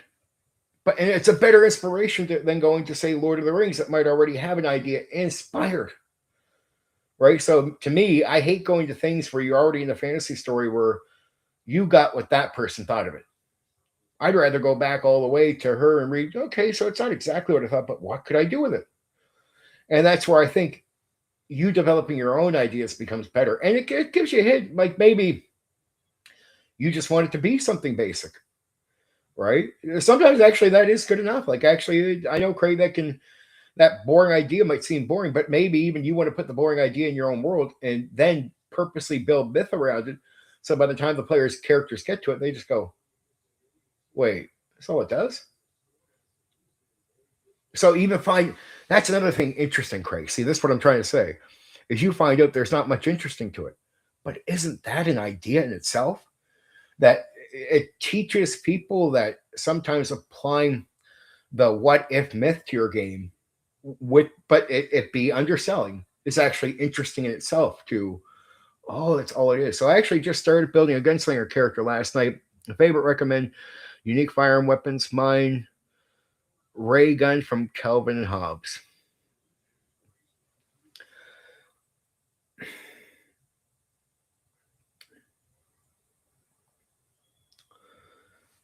So you're talking about like fantasy guns recommendation. Let me think about that for a second. Oh, Craig, that's 1,000,000% right. That's 1,000,000%. Even if the idea seems to not be the fantasy you want it to be, it doesn't mean it's not. Yeah, I get what you're saying. Great fucking selling point. Doesn't mean that it doesn't do something. It just might, you might be in the town where you're told about it as characters. You go down there, man, you like everything gets turned to stone.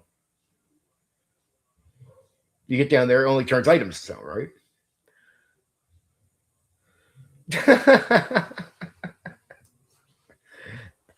He might have it right there. So actually I started building any favorite recommend unique firearm weapons.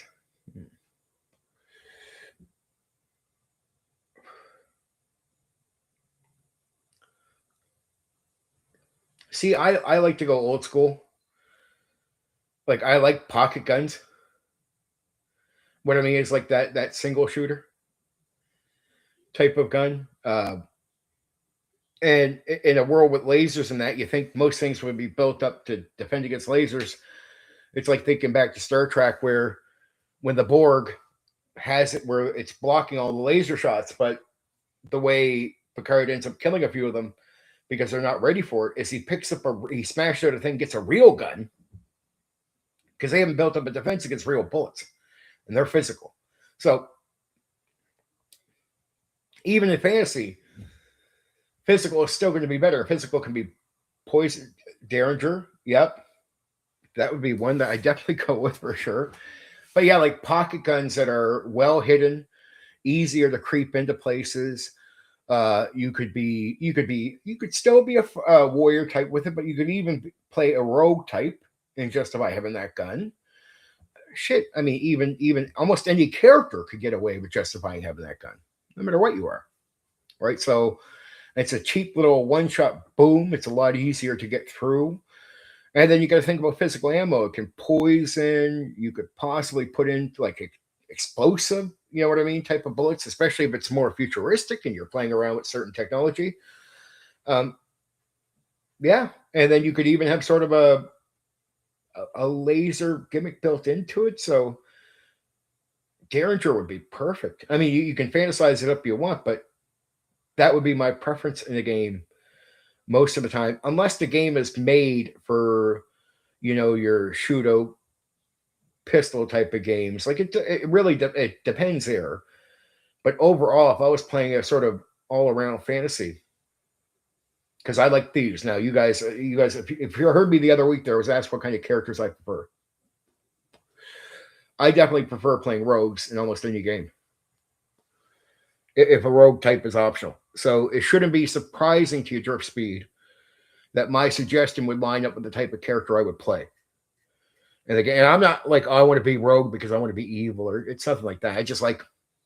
I like sort of sneaky characters to be effective in getting into things, doing things. And definitely if there was going to be a gun more suitable for a sneaky character, the pocket gun, the Derringer, whatever, that would be the type of gun would be a preference for my guy. Now, unless you're in a game that specifically everyone has the type of pistol shootout, of course, we could drop to an old school pistol. As far as fusion guns, plasma guns, laser guns, and the types, I'm not into the. I just wouldn't recommend a big gun or big rifles, laser rifles, or anything there. I would go always pocket gun. Oh, 1,000,000%, Craig. 1,000,000%. If it's you, just like Craig gets it right away. if that's the game and that's what I'm competing with, well, pocket gun is still for the sneaky character, but overall, Winchester would be beautiful. Silence Beretta Jetfire comes to mind. You, yeah. But yeah, not too difficult to figure out what kind of gun I would recommend. So, guns are simple, straightforward. Sneaky is always going to be my gimmick for a lot of most anything gas. But yeah, the guns you guys are recommending aren't bad. So, but now what Craig is talking about there are more like the pistol or even the gun you're suggesting there yourself, Tripwood, like the earlier one. Yeah, I mean I wouldn't recommend something beyond that for you. I think you made a good choice. But if you're not playing a warrior and the game isn't all about, say, the Old West, go with the smaller gun. Be the sneaky type, like if that's a type of character you're playing. If not, Craig has a great suggestion. That will win you a gunfight. Now, if you're in a game where range was appropriate, I mean, I don't know if I'd specifically say what kind of gun, but I would say, yeah, like I mean, the rifle would be the only other gun I think for even strong. Like I wouldn't suggest a shotgun personally.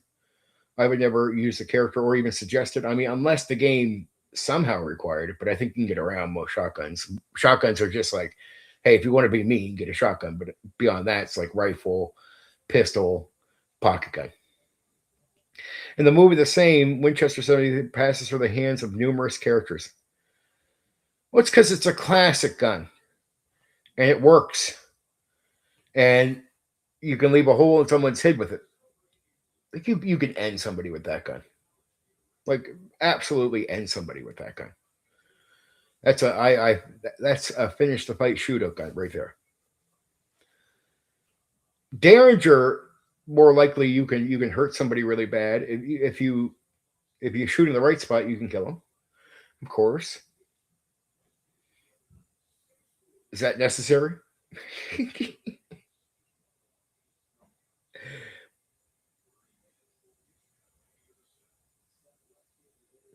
The movie The Same. That will be it. I mean, that probably sounds going to sound simple. I don't want to make too much noise here as I grab this. Let me see if I can just find that for you.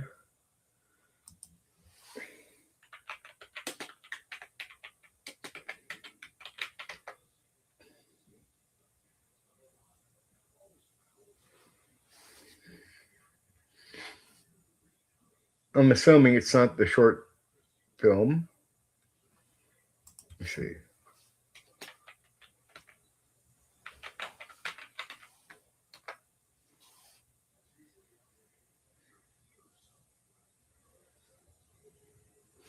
Yeah, okay, that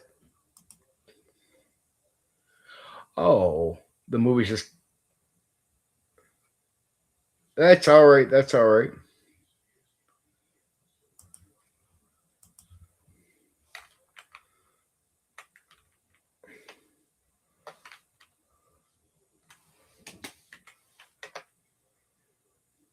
Oh, I got it too. Okay, so this is it. No,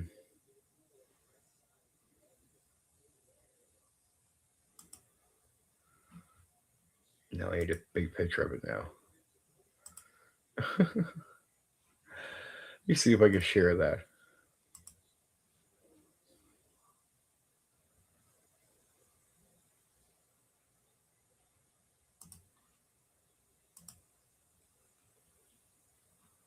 That movie. Winchester 73. Let me get from behind this. Might help.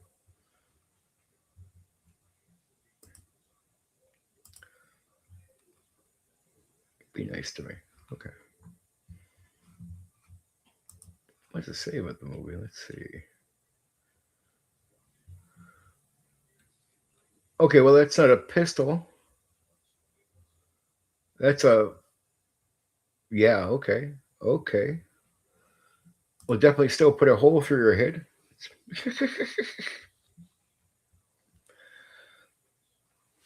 Man, you heard of it. I had an artificer that had a laser rifle that I upgraded and built around it. It did crazy damage with no resources needed. Unlimited ammo was really bummed. Game ended. My character was wild. How many times have you actually played any games like that?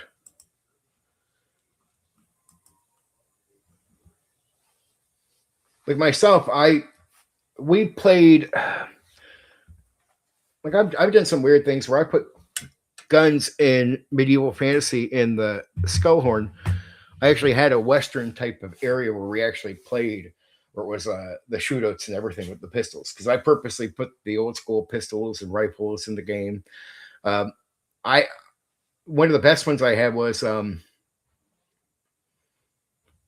it's like the gun showdown. It's really important, like the old West type of thing. I had it where we played the modern game, where they got surrounded by goblins and orcs with guns, and it was like the old West type of thing.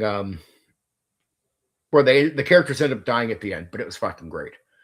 Like they killed so many fucking goblins and orcs before the end, like the Alamo. But I mean, it got to the point where they created the Alamo thing. Here's the great thing: it wasn't like a campaign where I had the Alamo set up.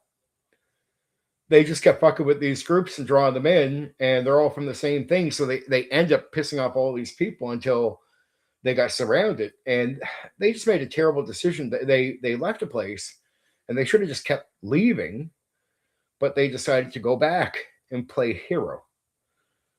They were like, "Oh well," I'm like, "These guys." I explained to them what was going on. Like the place is going to be surrounded. Like they stuck back in. I'm like,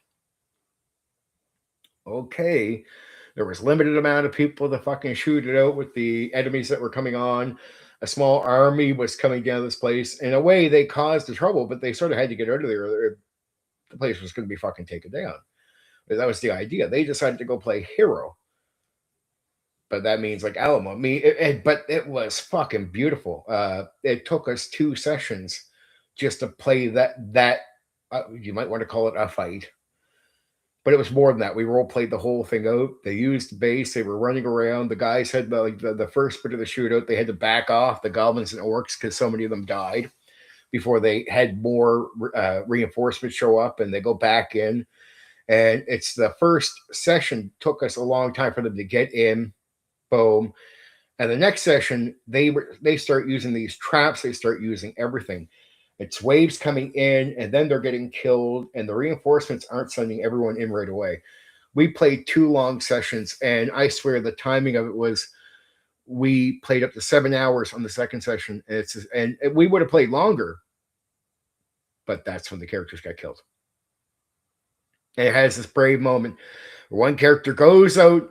He's trying to save people that have just they've been trying to get away. They've been ran down, so they end up going out of the place because the place is swarming with orcs and goblins. So they have to leave the place that they're in. Well, one of the characters realizes they're going to get fucking killed, so he's going to go save them. He sees them. He decides to play a hero. He's going to go save them.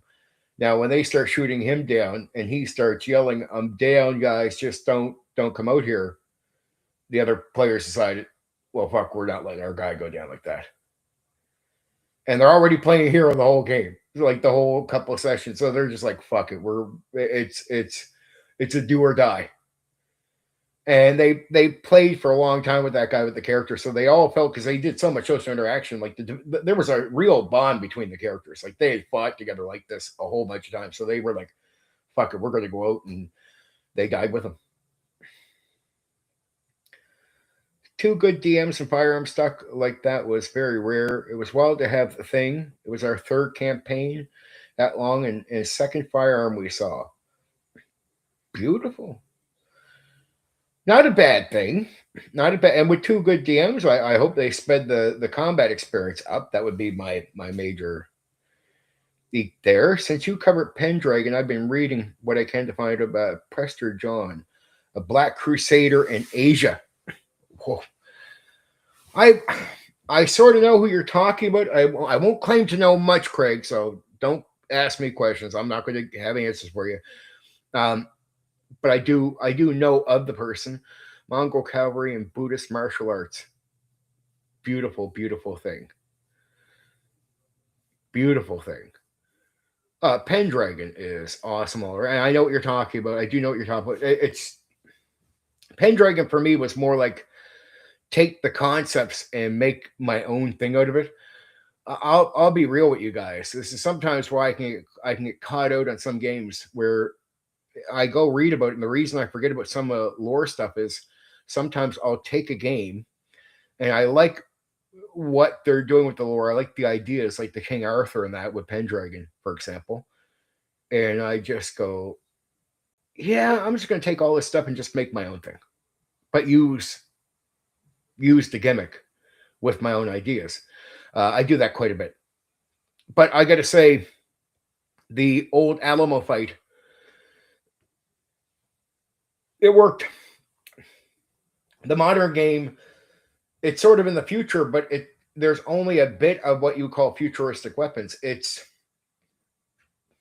leans back to simplistic weapons too, like a lot. So the idea of the Alamo fight, but it was like the Alamo fight where they had some guys had 9mm guns. Like it was like automatic rifles. It wasn't the old Alamo as in like pistols and that. So it was like sort of a modern day version of it. But I swear to fuck to you guys, I never planned it out that way. It was not part of the plan for the game at all. It was like they're gonna end up without any plan creating a last stand moment. It played out that way. It was almost the best way. I think if I ever tried to plan that out, we would have never done it that way. And the fact that they went out and died with the other guy, like they died. And when one died, they kept fighting. Like it wasn't like they gave up or caved in, but reinforcements are coming in.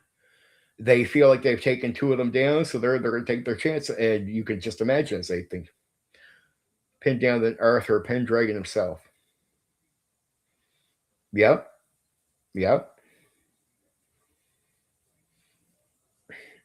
There's a lot of interesting characters where I don't like what some of the stuff they're doing with them now. Like they did that new Assassin's Creed game where they take the Black Samurai. And I've seen a video by Fleek, and it's the Black Samurai guy can't do half the things a normal Assassin's Creed character can do. I'm like, well, then why have him in that game? Like, yeah, you have to show this off that much. But was there a sort of Black Samurai? Yeah. The Japanese just don't want. See, here's the thing. They don't mind when they do something, but why do the Japanese have an issue with the game? Like, what? Because there was Japanese people complaining about that game. Why? And they were like, oh, just they're racist or something. I'm like, no, it's just because the Japanese people are actually never offended by the fact that you want to represent them. They aren't, and you don't need to be accurate either. That's why they don't mind a thing like Bushido.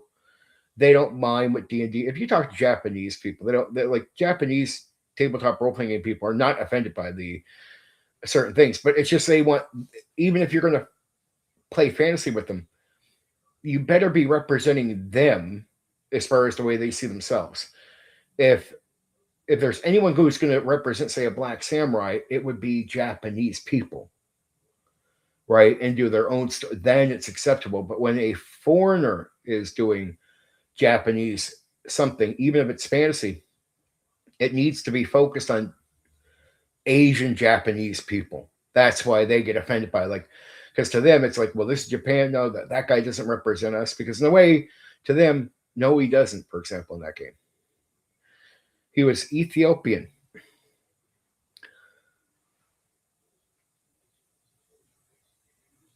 I mean, and why wouldn't you play yourself off like that?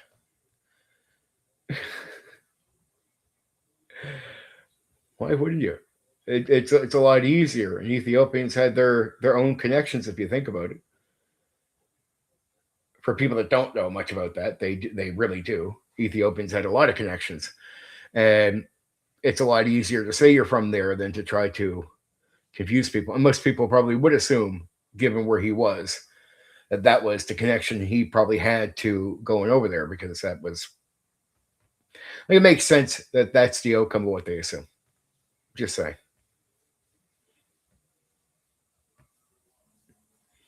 But yeah.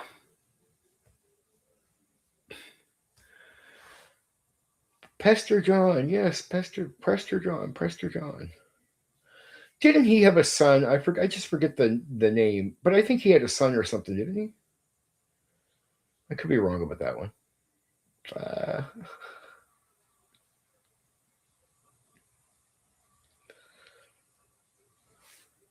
But I am going to have like one more, and then we'll depends on what you guys say.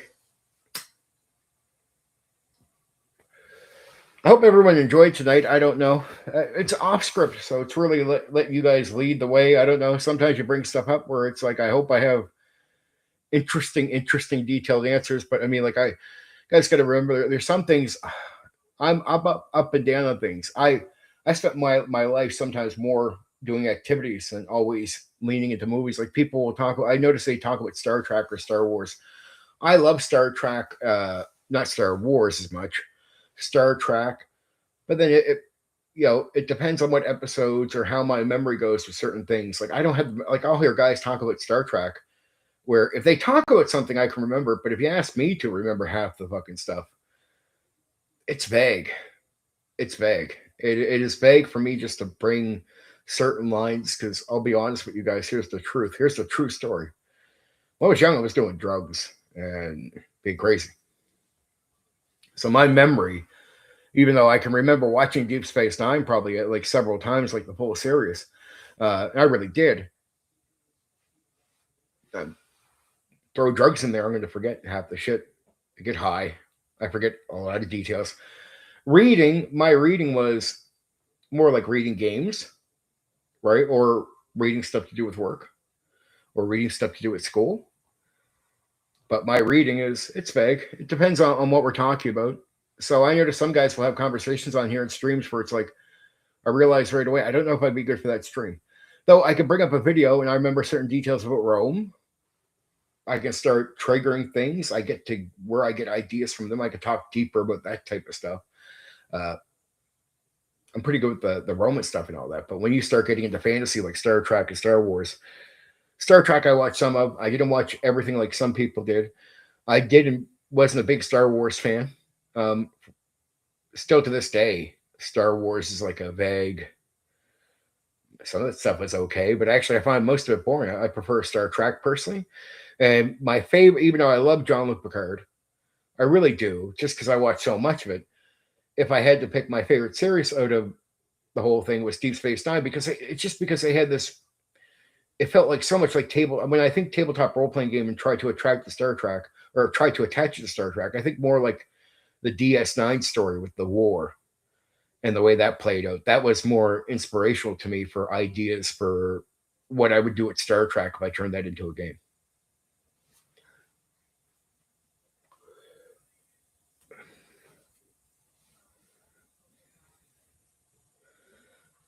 Combat should never take longer than real thing unless it's Age of Sail.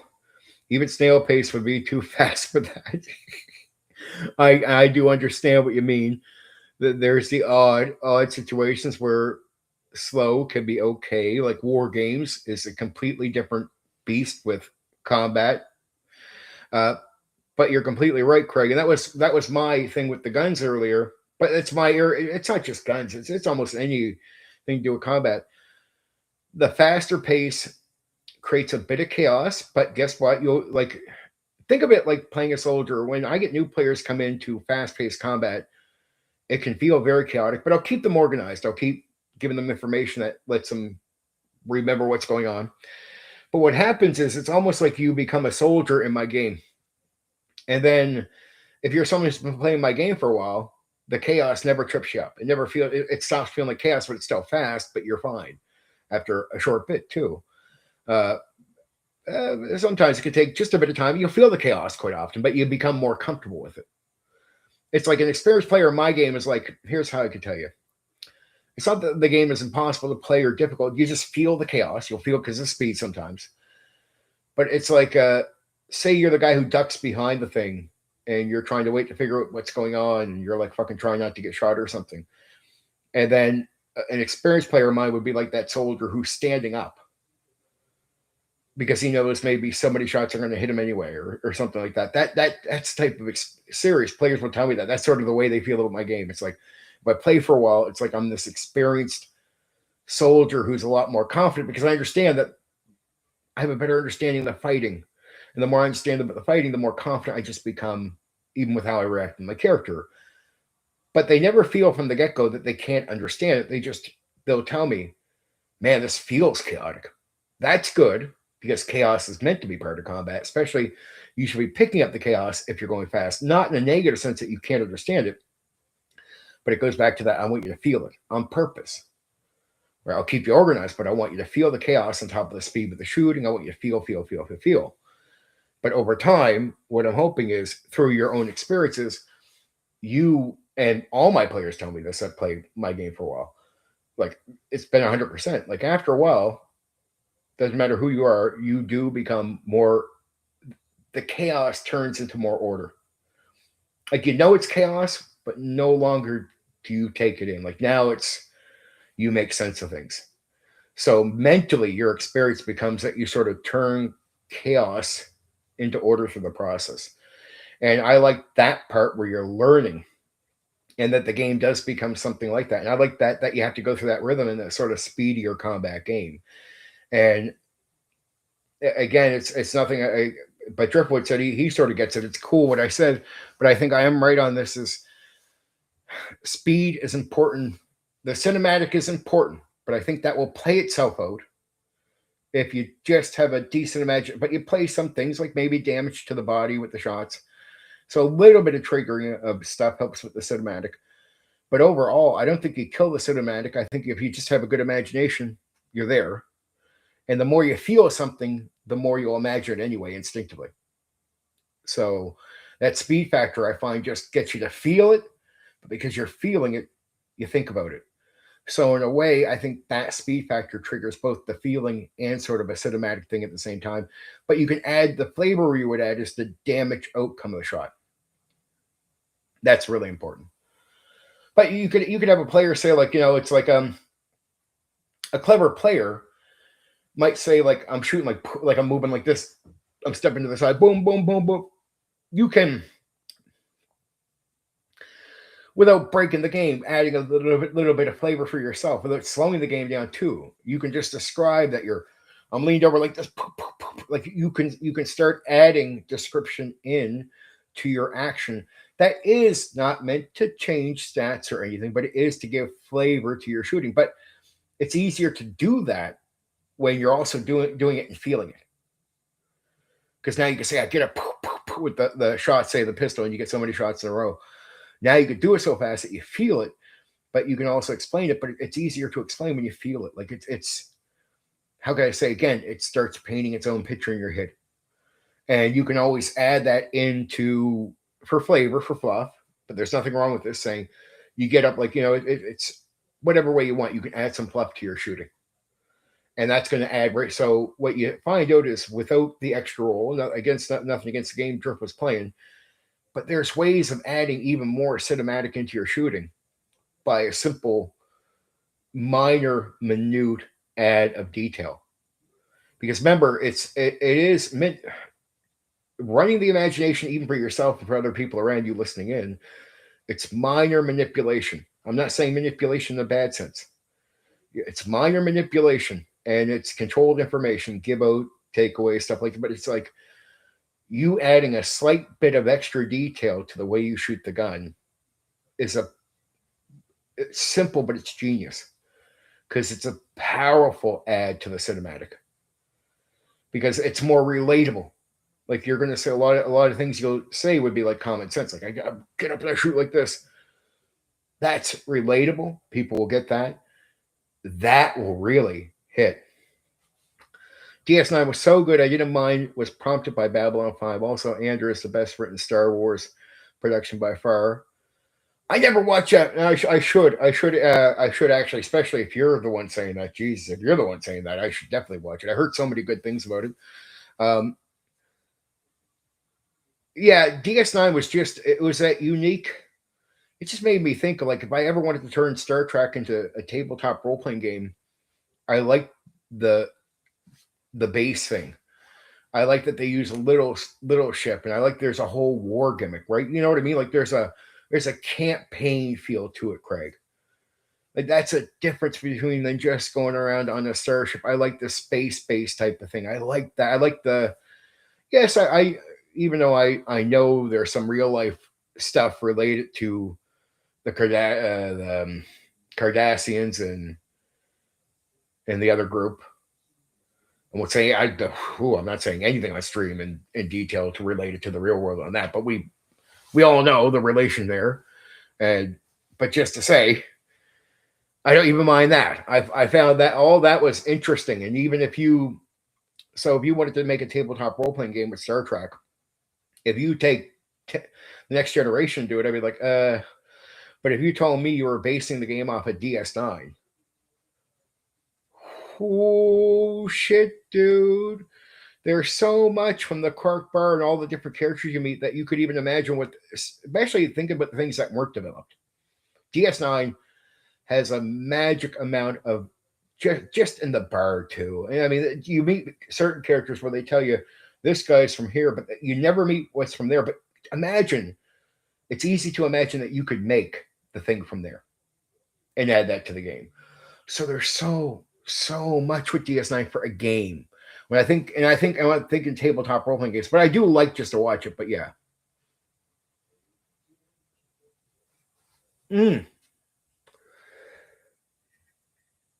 That was a surprise because there's so many, and you're talking Andor is something more modern, right?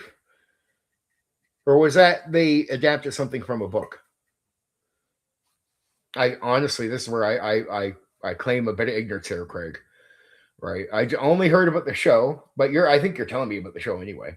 But if it was adapted from an old book, but it's one of those new shows, and I was like, I don't know if it's any good. I just heard people say it was good, but here's my issue, Craig.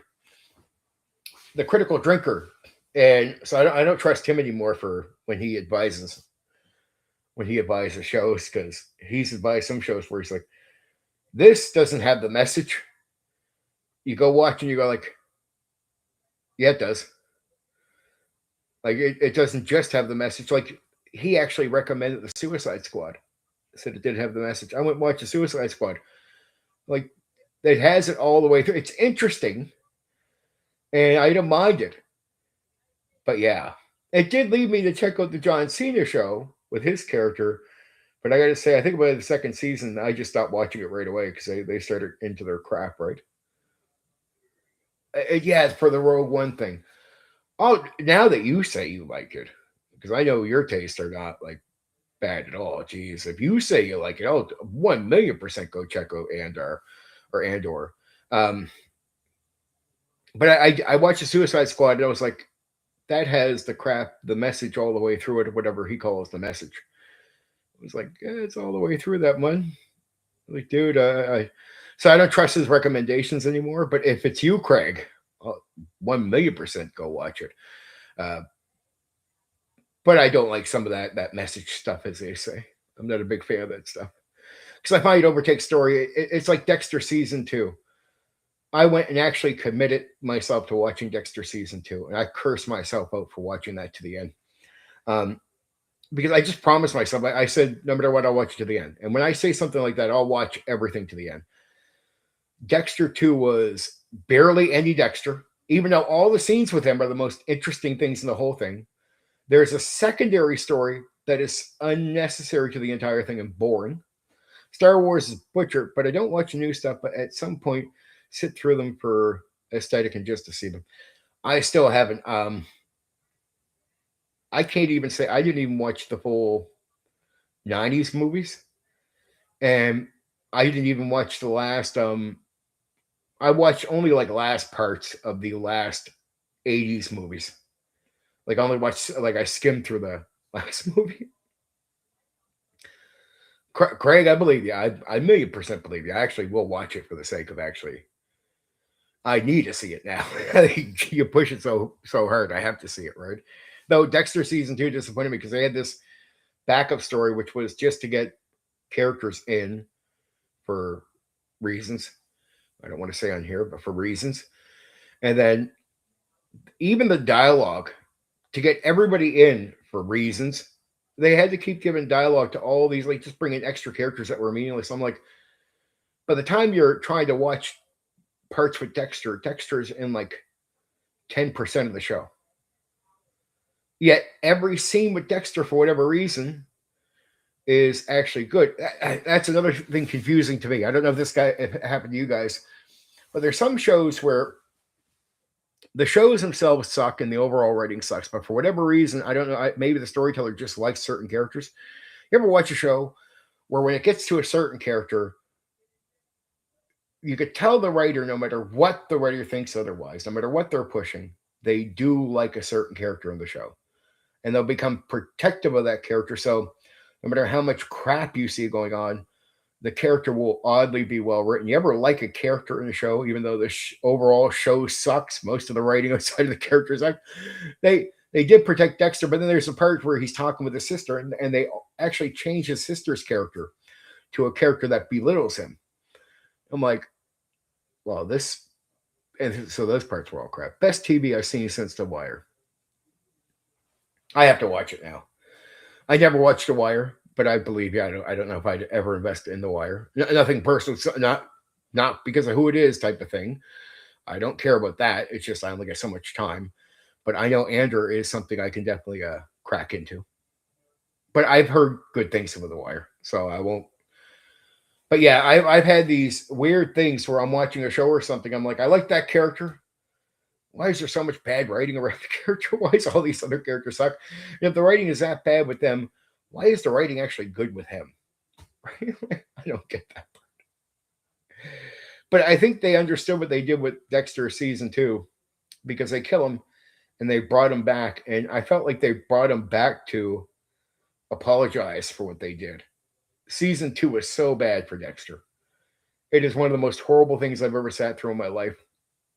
The whole show was about the message, or at least not about the message, but just pushing things that were so unnecessary. It was like, you needed a second story. Season 2 of Ender is supposed to be really good. Black Rose. Haven't watched it myself yet, though. So there is actually a second season. Well, I'll invest in the first bit. We'll see about the second. I always worry about second seasons now because it's almost like they set you up. It's like what they did with The Walking Dead. They gave me so many seasons that were good with it, and then it's just like, what happened? What happened to this show? Or some shows give you one good season, and the next season, it's all that stuff coming into it. I'm like,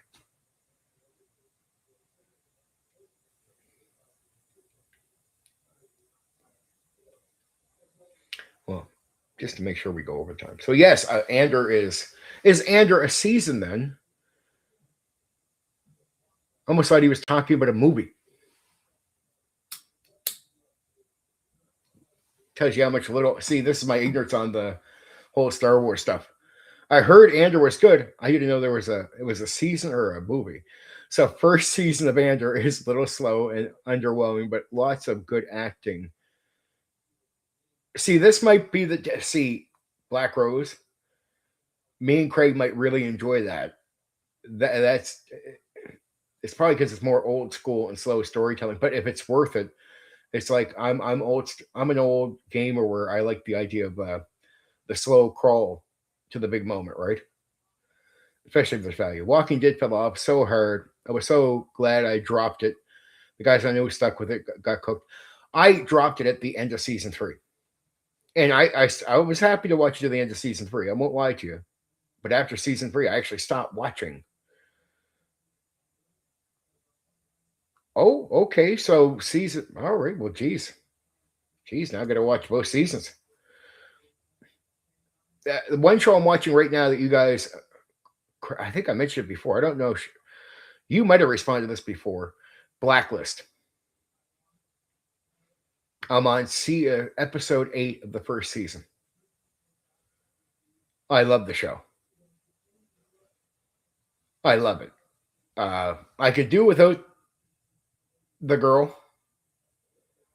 Nothing personal, but again, it's almost like they forced her in. I could do without her.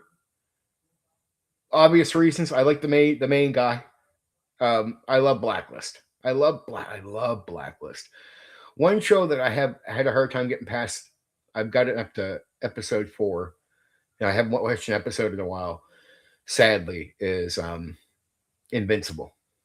But I mean, there's so many good scenes later. But now I know they do sort of get away from certain things on purpose, which is good. I'm glad they get away from certain things, but it seems a bit of a slow crawl towards there, and I've been bored. I've been watching more Blacklist.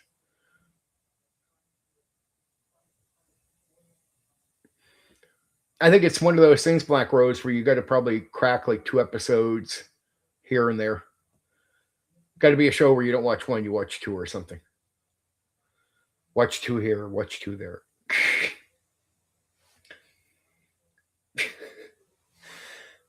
Plus, I get you a lot for these streams, so that probably eats up a lot of your extra time here, which is sorry. But at least we get to talk and find this stuff out, right?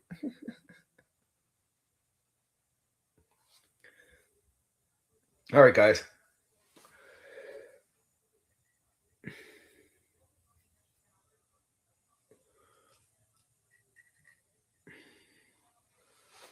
Bad writing from tired of me right now, but when I meant that many, so I believe you.